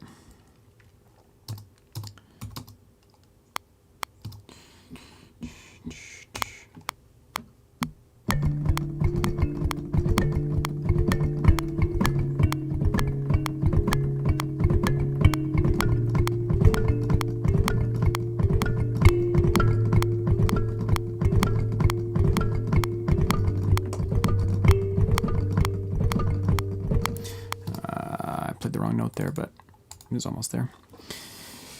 It is so hard to play that kind of thing consistent for me, like that super rhythmic fast stuff, so we're gonna quantize that for now. Let's go like this.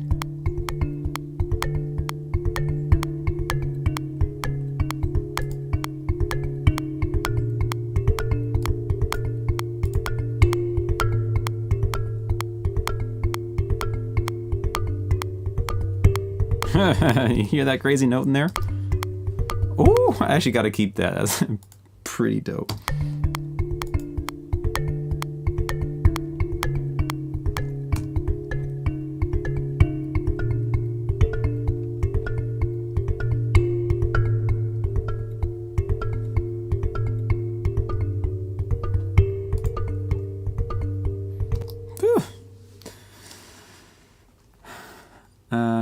just had to ask. I'm trying to write this demo for an acoustic pop song with a bit of light drums too. Can you suggest which virtual instruments I should be using for it?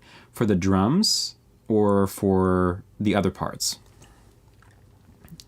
Very cool. Yeah, I agree. I think that sounded great. Very cool sound. Can I drop every second bass note is the question. Yes, I can.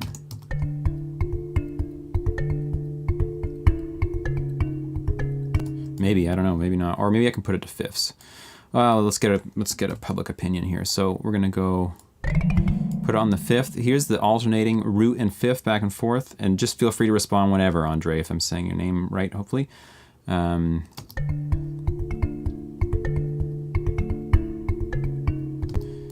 That's kind of cool, like that, right?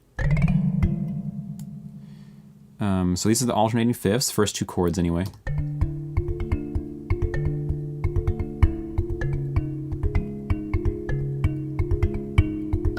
Or, yeah, every second note is muted.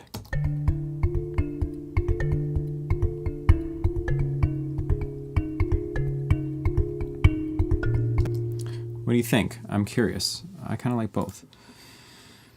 For the entire thing, I want a bass, an acoustic guitar, and some drums, just these three. Okay.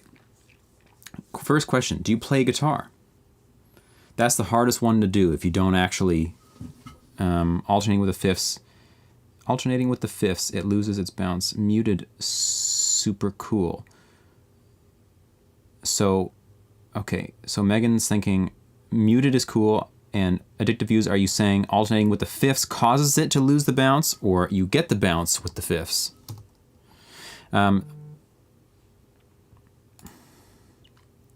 Yeah, second one, yeah, for sure. And so Andre, if you're... Yes, I don't know. Sorry, I forgot which exact question it causes it to lose bounce. Okay, so yeah, let's go with the muted thing. The drums will fill in the... That's kind of cool too, hey, how it switches that one.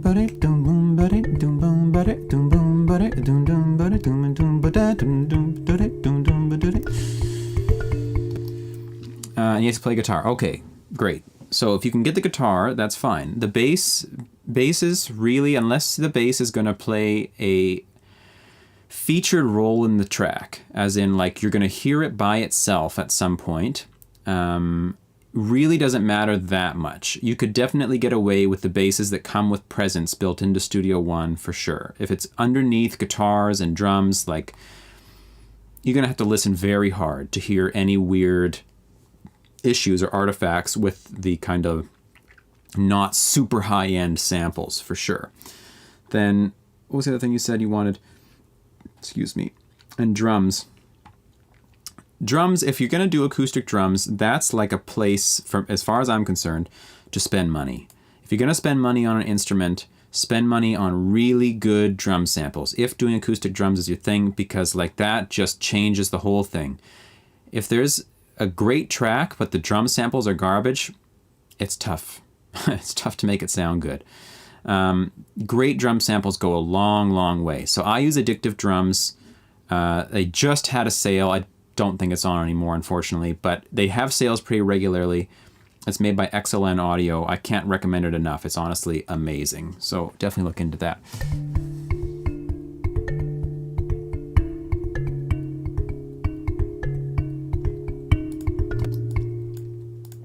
And then, okay, let's...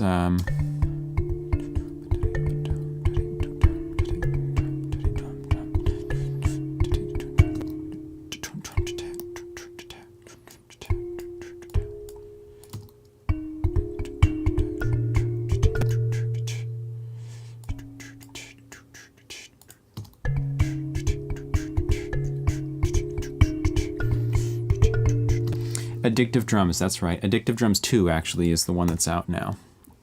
Really, it's just the best. I mean, there's other ones too. People use Superior Drummer, people use BFD. Those are also great drum sampling things, and I have used them in the past. But for me, Addictive Drums is like the perfect blend of, they have amazing presets that you could just live on that forever. Or if you're into tweaking, you can tweak to a pretty high degree. Like I make all my own custom kits in there out of all the samples they give you, and you can tune them. You can, it's too much to even get into. Like it's just a world. It's a wonderful thing though.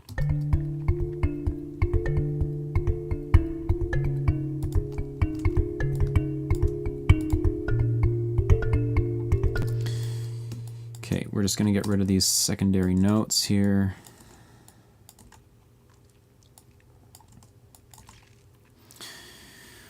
Okay, yeah, let me know what if you grab it, because I have had a couple of friends recently just grab Addictive Drums on the sale, and they are just like, yeah, really impressed by it.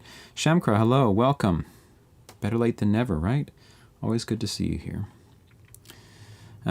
Okay, for anyone who's a harmony nut like me, I'll just quickly mention what I'm doing here. Just so you have a context, we're in D minor. This is a D minor add 9. Then we're going to a major add 9, a half step lower.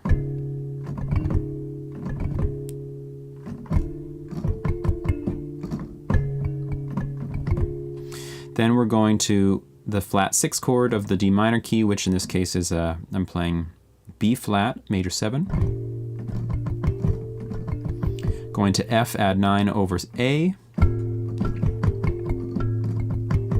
Going to G minor 9. And that's as far as we've gotten so far. And we're going to see where we end up after that.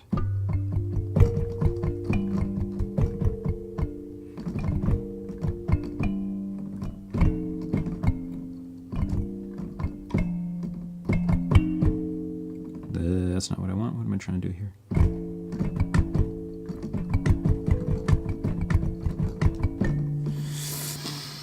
I've been using the artist version of Studio One. I'm a little confused about adding new VST plugins. That's right. It's not possible. You have to buy they have like a, whatever, an add VST plugin shit thing that you can, like an upgrade where you can add VST plugins to the artist version. So that's something to be aware of. Also, you need an upgrade.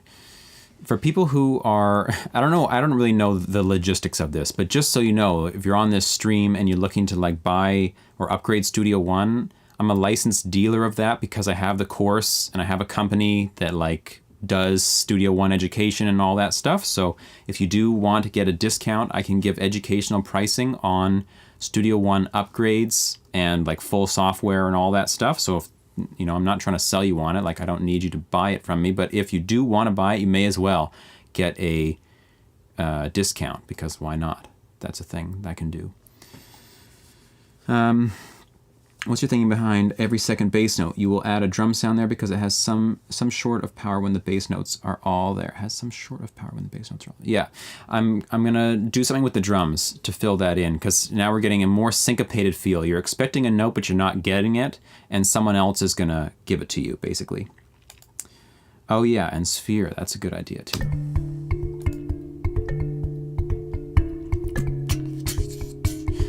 Like, is this gonna fit in my song? I have no idea. Is this a whole new song? Maybe.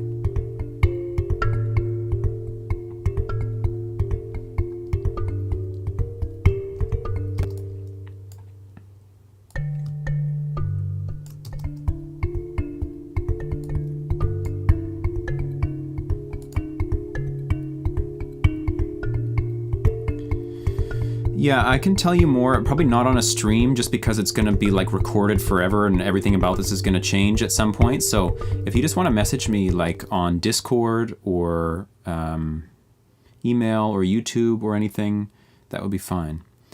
Sphere is like a PreSonus subscription thing now they have, where you get like Studio One 5 Pro, you get basically all the PreSonus stuff on a subscription monthly basis, basically.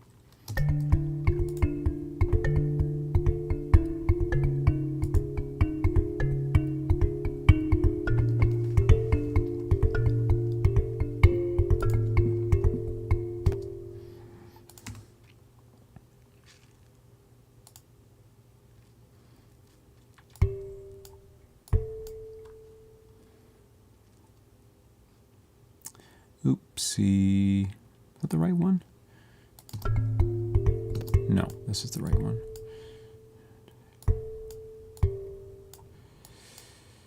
Get a close up of my face when I do this, I can't really see.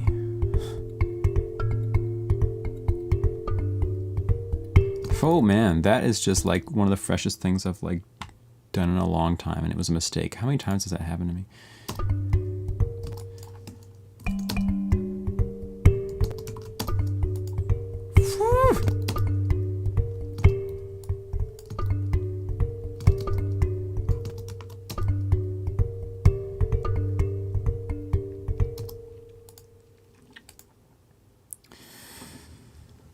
It's about 2 burgers a month.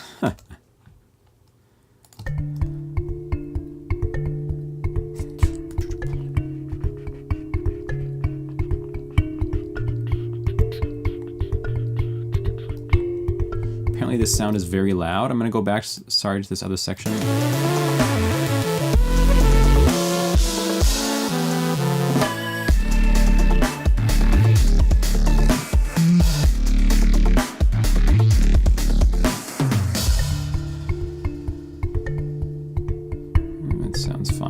Clipping somehow because it's not going to a bus. I think that's the problem, right?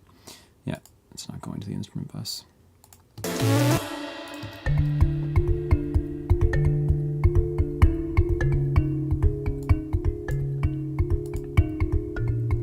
The percussive quality of this thing is just like where it's at, hey? All this low frequency stuff is just great. I gotta remove the super low stuff, but try to keep some of it in there.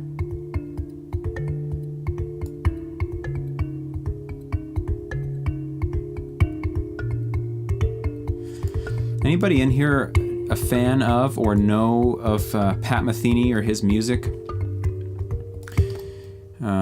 If you don't, A, do, and B, when he records like acoustic guitars, nylon guitars and stuff, him or whoever's mixing the thing leaves in these like, leaves in and probably must be boosting.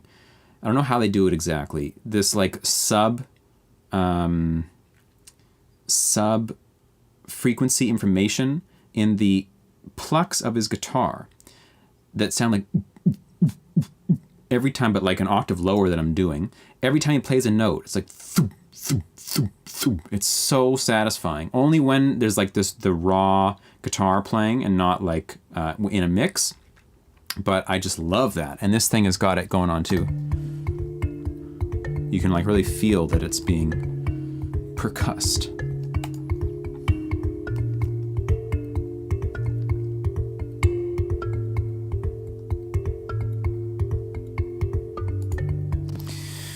Okay, we need some dummies. This is Addictive Drums, by the way.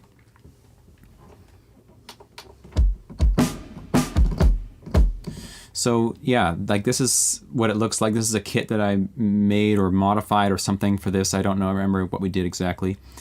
You can load in all these pads. There's some flexi pads where you can load in whatever you need, like different, like a clap or cowbell or whatever. Various cymbals, sets of toms, 2 different rides. You can go into every drum and like tweak it like mad.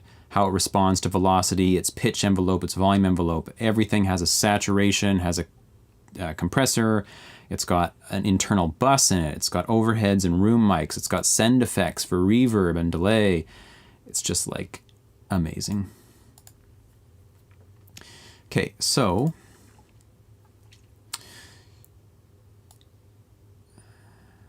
let's think here. This is like, I don't think you can add your own samples. That is a limitation for sure. Okay, for sure that's the wrong thing to say, but I'm pretty sure you can't do that. I've not seen a way to do it. However, I haven't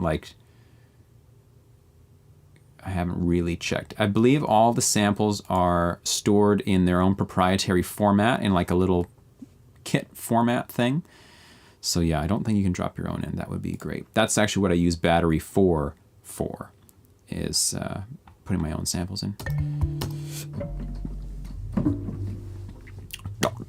Okay.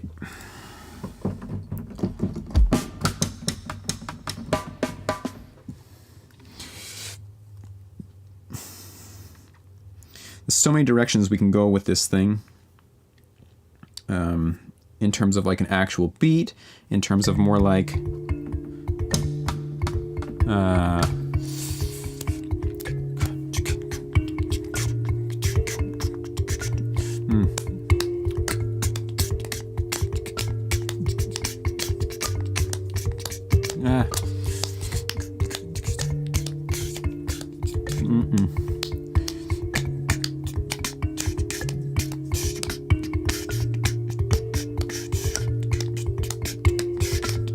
the thing is so syncopated, the bells, or the gamelan, or whatever this thing is, kalimba, that is always, this is something so enjoyable for me to do, but it takes some time, is like letting it do its syncopated thing, and we're going to hit on other beats. I don't want to double up, basically, on what it's doing. I want to let it do its thing, and the drums are going to do its thing. But I've got it hearing, I'm hearing bum-ba-da, in my head so much that it's hard not to do that with the drums, you know what I mean? So we're just going to have to feel it out.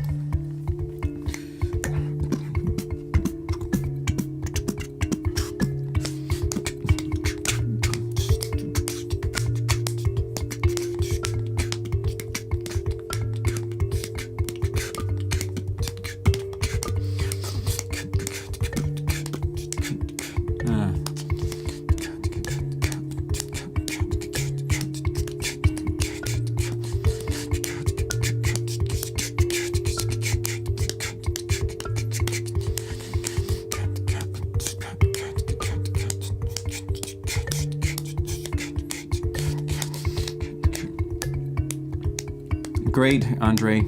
Nice to have you here. Have a good night.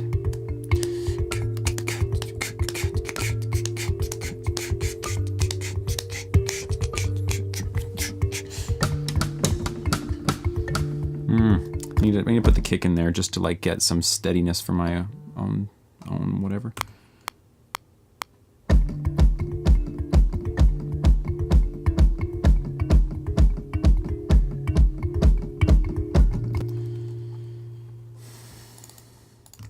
I'm probably not going to leave this like steady like this, but just for now.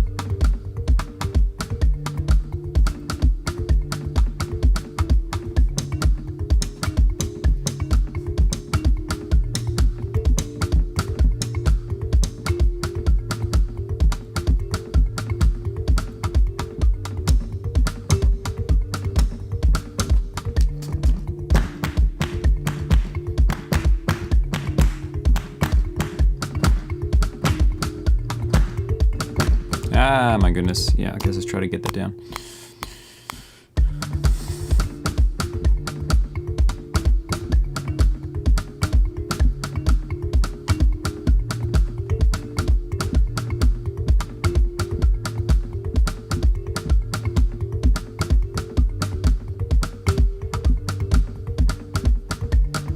Ah. Oh my God, how poorly was that played? Poorly. Okay, like this, like this.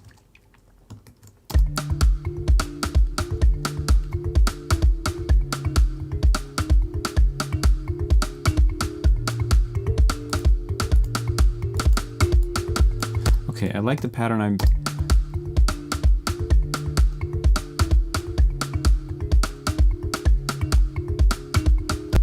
like just that pattern.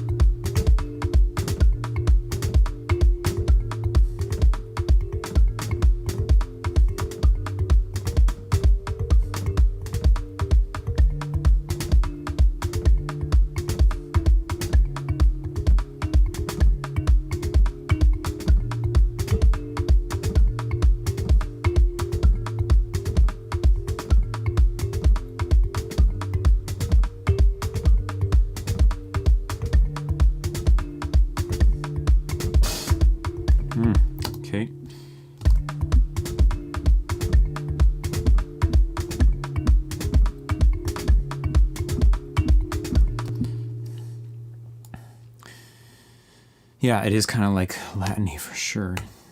Latin-y, almost like a bossa sort of pattern. We're going to get these very, very gentle.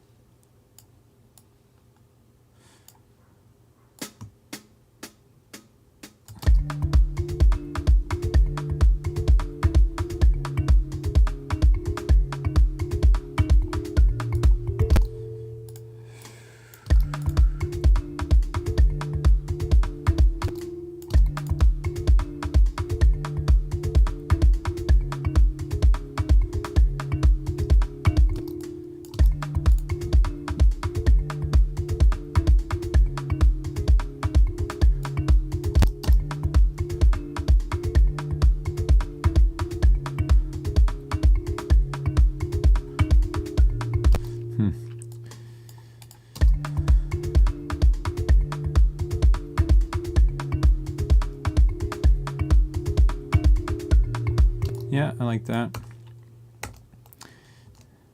Boom, boom, boom.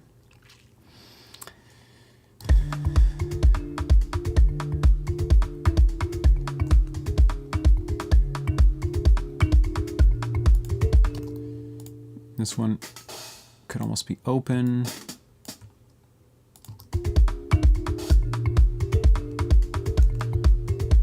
Is it the right one?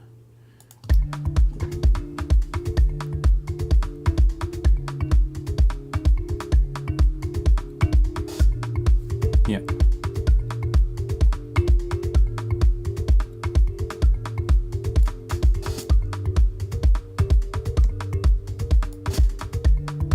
That chord progression is going to continue, by the way. I just cut it off midstream because I didn't know what else to do in the moment.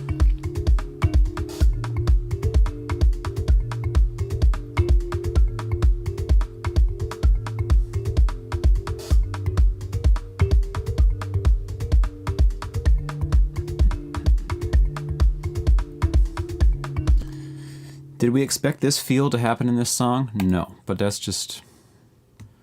the fun of it, right? And I'm gonna work on this thing and make it awesome and whatever, and then like, there's a very high likelihood that it will just not work in the song, and then I'll have to put it somewhere else, but maybe it will.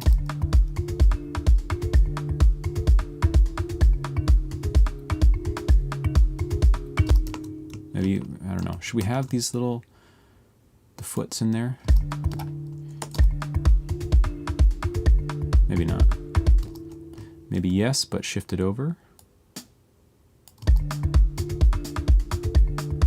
Maybe later. That sounds kind of cool, but I like the foots. I like the foots on the beat. They happen with the kick drum. Boom, boom, boom, boom, boom, boom. By the foots, I mean this sound.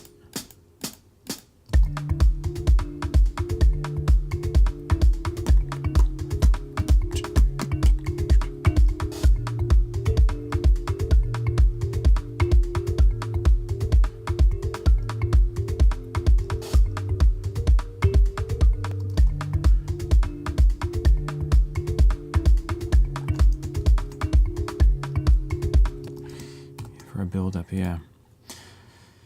Now I'm sure, like, okay, I'm not sure.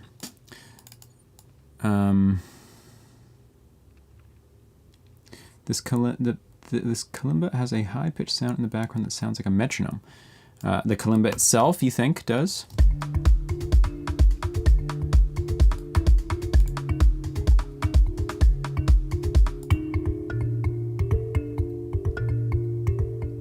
Little clicks.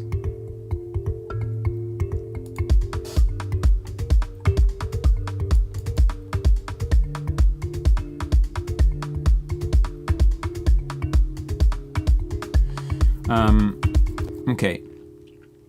When you got these like doom, doom, doom, doom, 4 on the floor sort of things, there's this like game of like, where do you put the doubled up hits?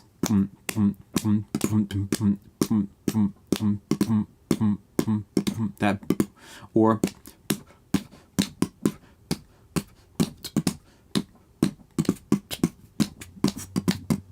right? Because those things like make the beat, and like getting very choice spots for it, that's like the name of the game.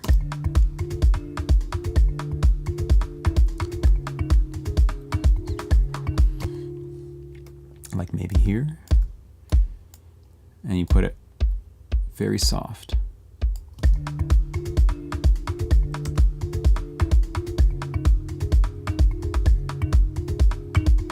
Yeah, I kind of like that. And then maybe even just like this.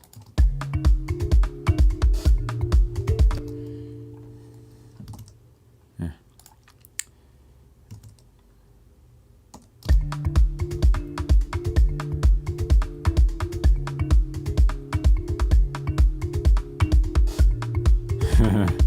Nate Konyi. I usually add too many and then dial them back. Yeah, also the name of the game. How much stuff can we remove and still have it be what it's supposed to be?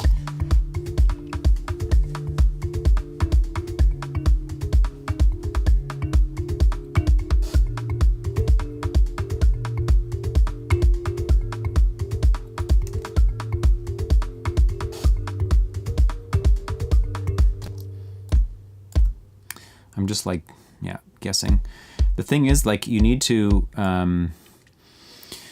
have the context of the whole thing, right? You have to like listen to the whole thing. You can't like listen to a little 4-bar thing, because it all matters about how much space you've had, how long it's been before it's happened again, and all that kind of stuff. Just for fun, I'm gonna like, this is always like the most horrifying moment. I'm just gonna play this from the previous section and let it run into this thing with no transition, no thought about how it connects, no nothing at all. And yeah, hopefully not puke in the process, but we might be completely terrible. We'll see.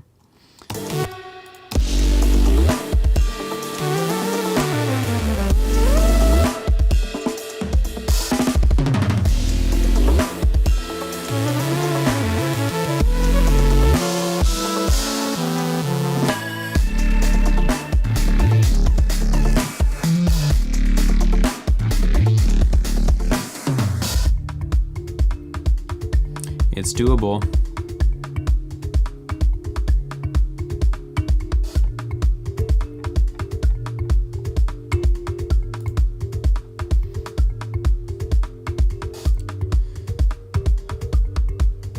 No, that's the wrong one there. You get rid of that right away.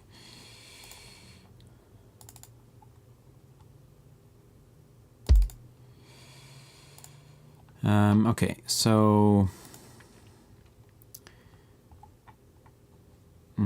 we need to compress. Where am I?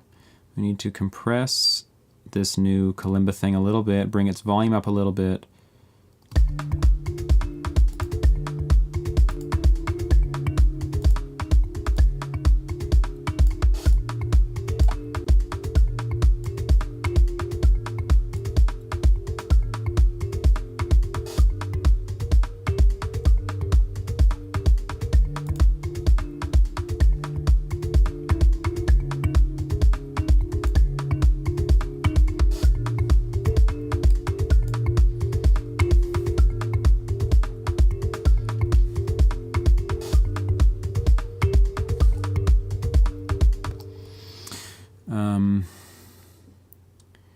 Yeah, they're definitely gonna, I'm not gonna like jump straight in like this. I'll probably, I don't know what it'll be yet, but you're right. There'll need to be a break. There'll need to be some kind of transition, either no drums at first or just the or something like that. We'll see. Because who doesn't like that? You know, you start with that and then comes in at some point. You say, yes, we like kick drums.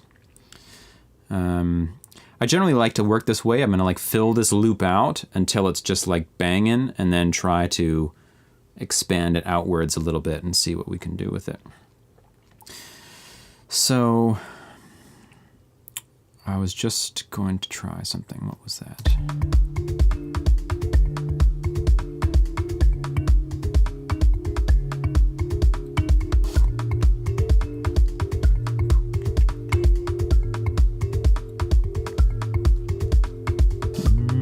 Oh yeah, another chord.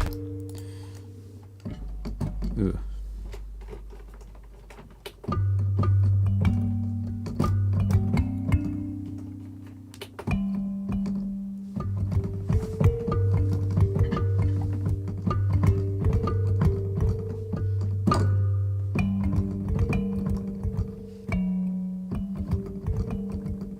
Just need one more, I think.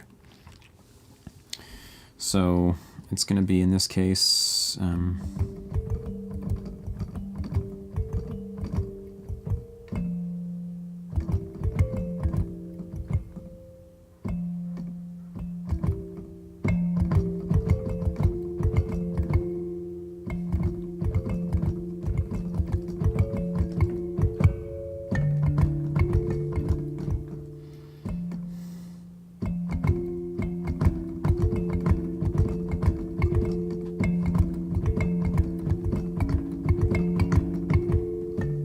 yeah, something like that.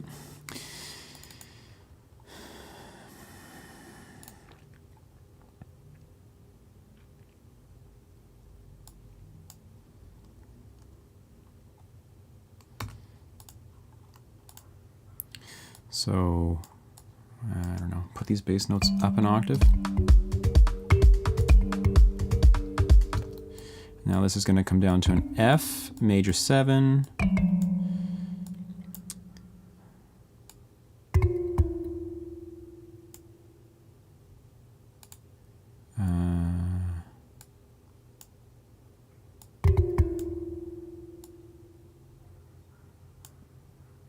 I'm a bit confused here. This pattern got destroyed, I think, at some point.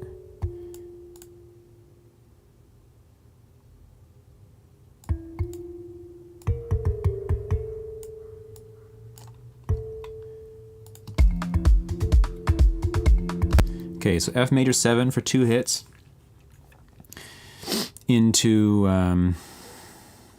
could we even do it over an E? F major 7 for 2 hits into one of my favorite chords. I've already used it in this song, that's why I want to bring it back. F major 7 augmented.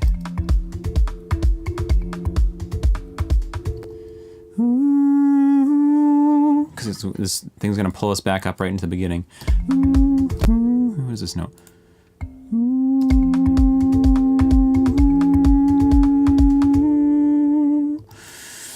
Might be able to drop this to an E. It's kind of cool too.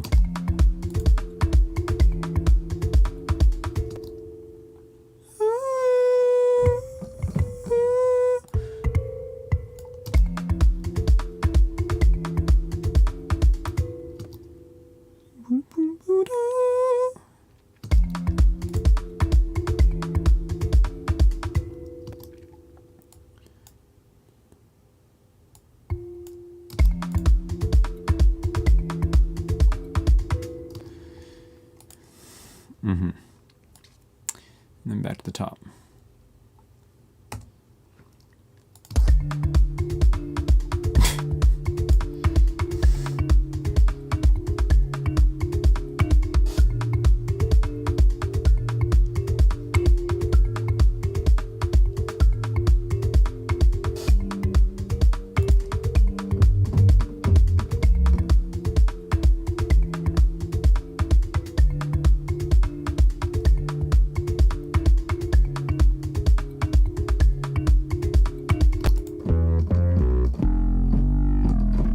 Bass is hella loud for this section now.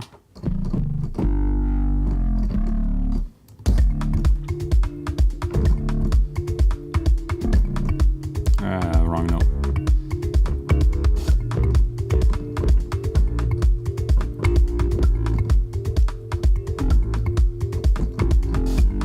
We need a different bass.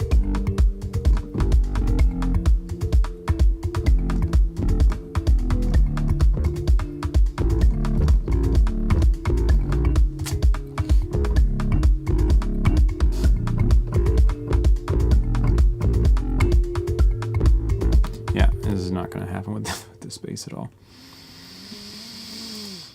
We have this pure sub. That's probably not what I want either.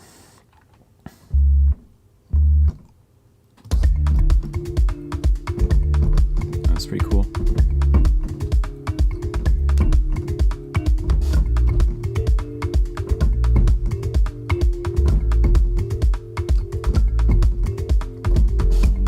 Probably can't even hear it on anything but headphones.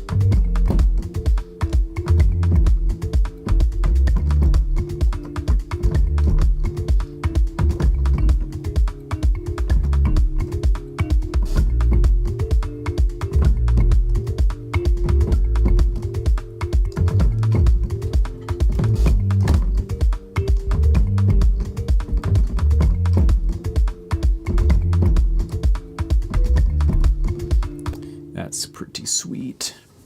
Can we just turn on some kind of saturator on this thing just to give it the harmonics we need just for this section? That would be nice.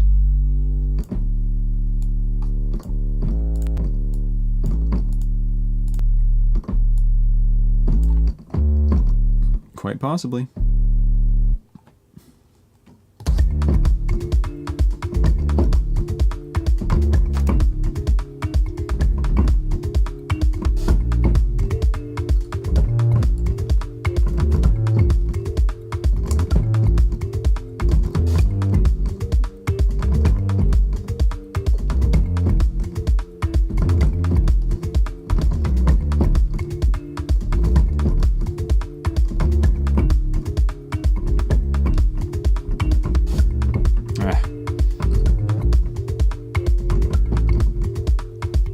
Still needs more.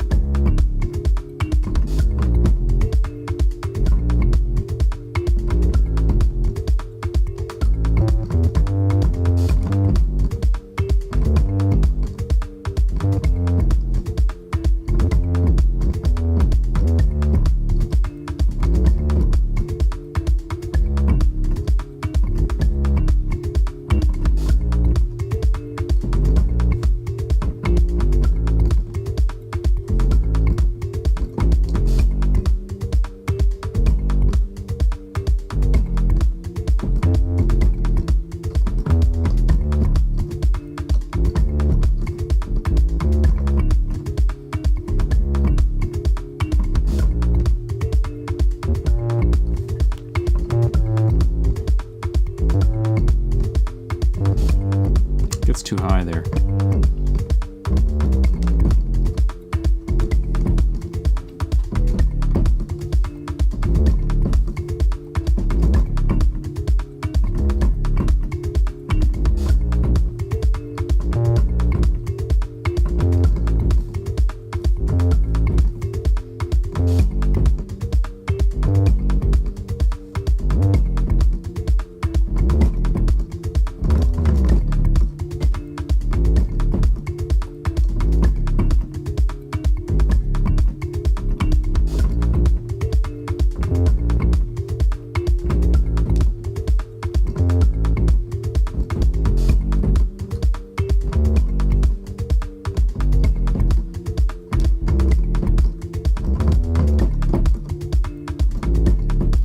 That in for now. Ah.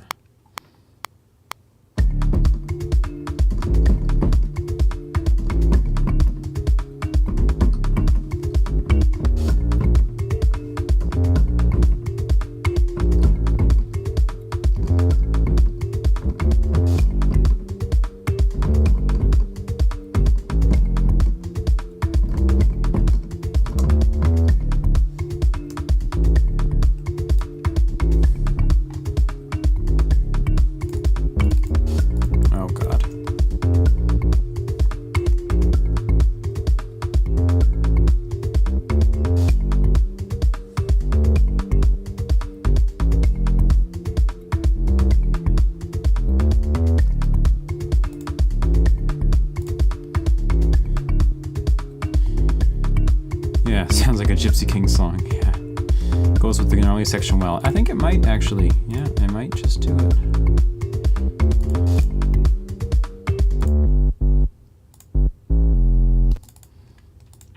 I'm not going to do too much more today. I see we can't even like hear these two hits, hey?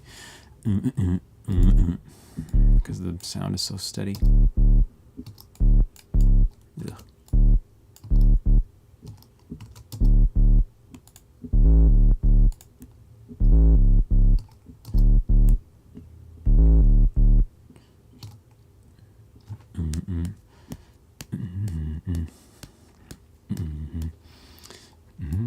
Let's not wear this thing out.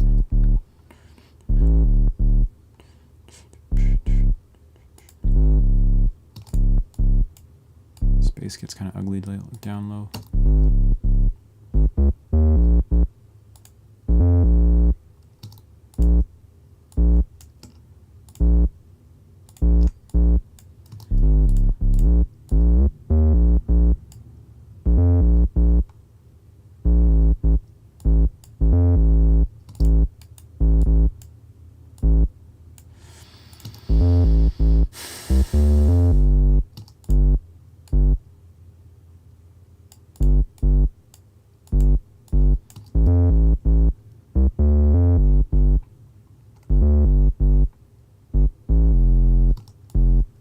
Do-a-doo, boop-a-doo-a-doo.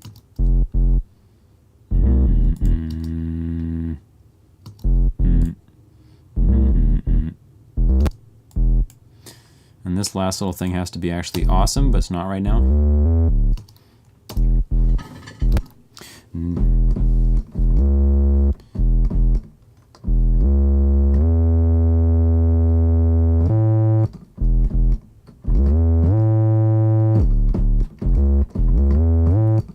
Possibly. So I got a little A major chord.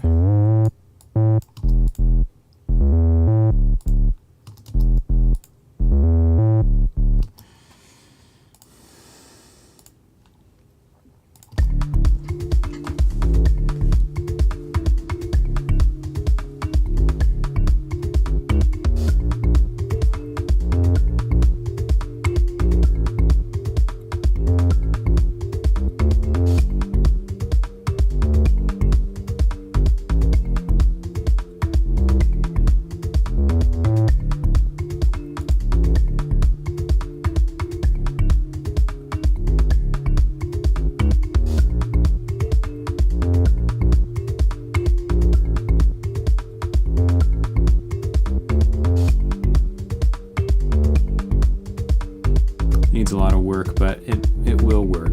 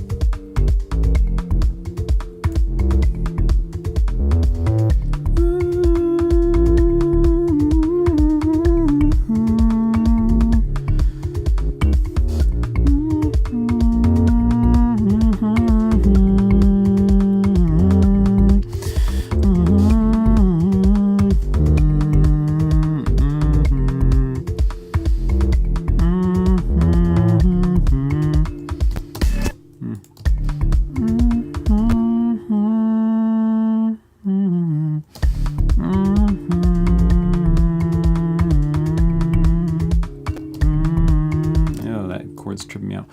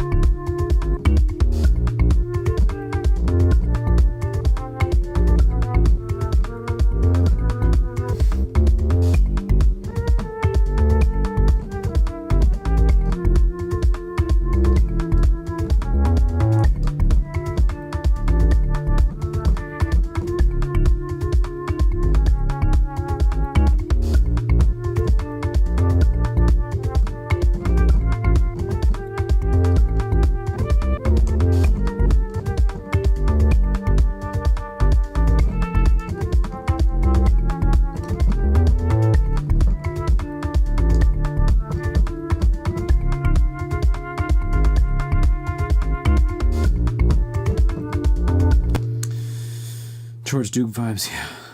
Thank you, Max. It's late here for me. Goodbye, everyone.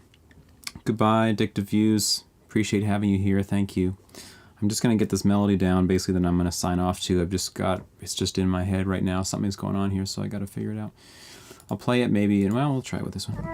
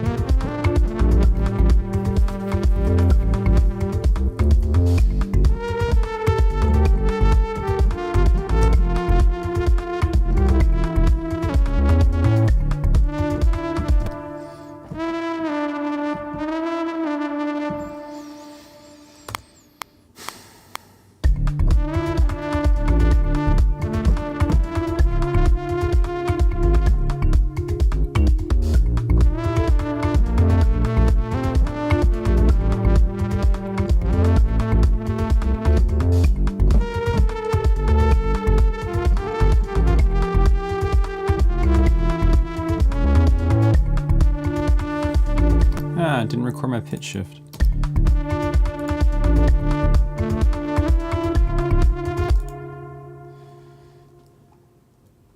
That's weird.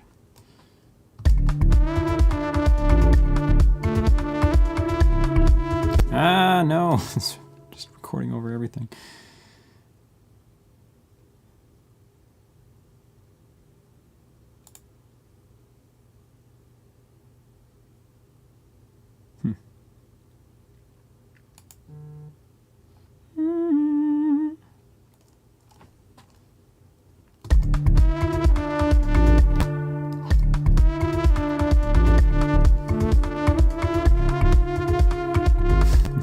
Pretty rough note I got there. Did that by doing half of a pitch bend.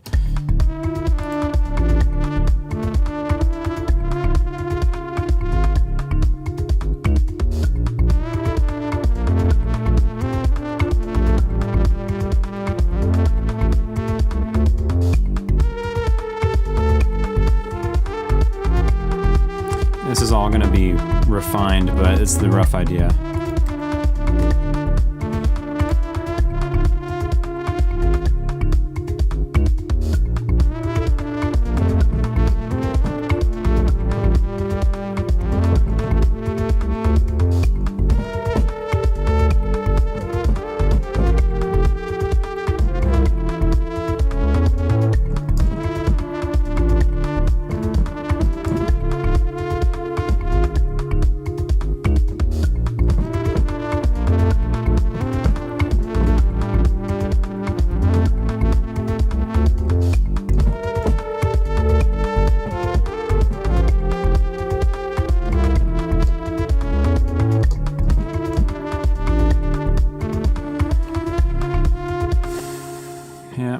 with that.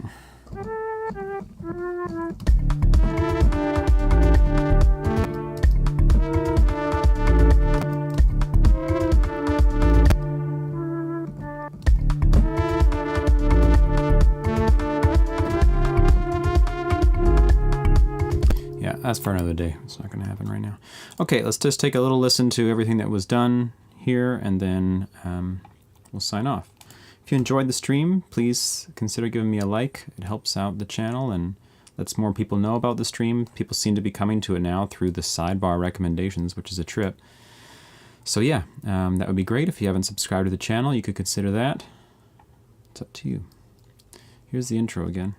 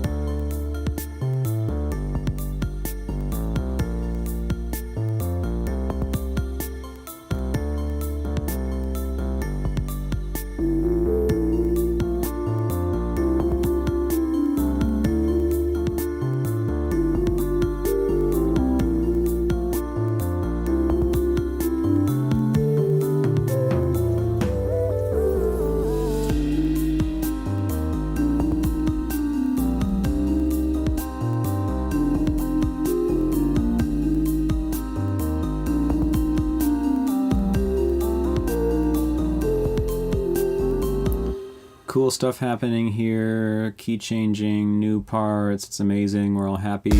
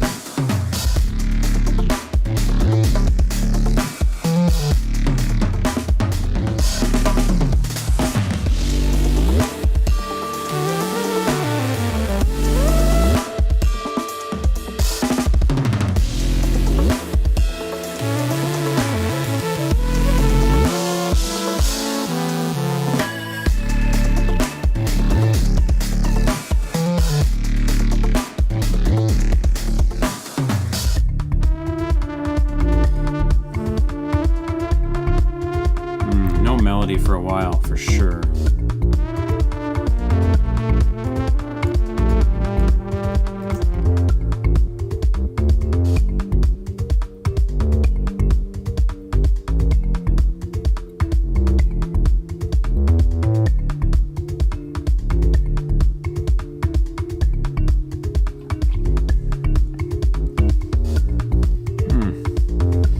Yeah, I like it. I like the new stuff there. It's definitely going to take some work to get it all going together, the first part and this part and everything, but I often think of it like, I don't know what it's like to be a sculptor, but I see kind of what they do when I watch it on YouTube. You know, they're like taking big chunks off and then they refine it more and more.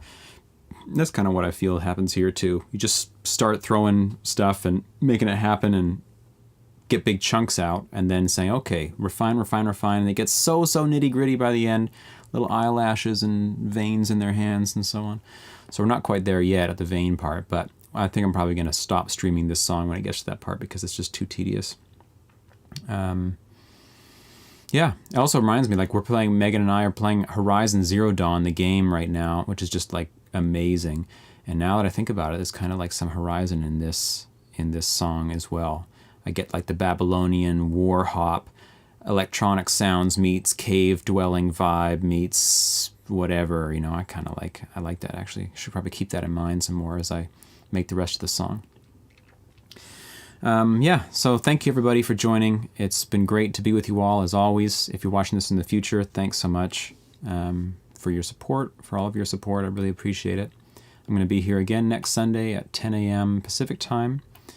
And yeah, I've quite enjoyed it. I'll keep on this track as much as I can until it gets to that tedious putting in the veins section.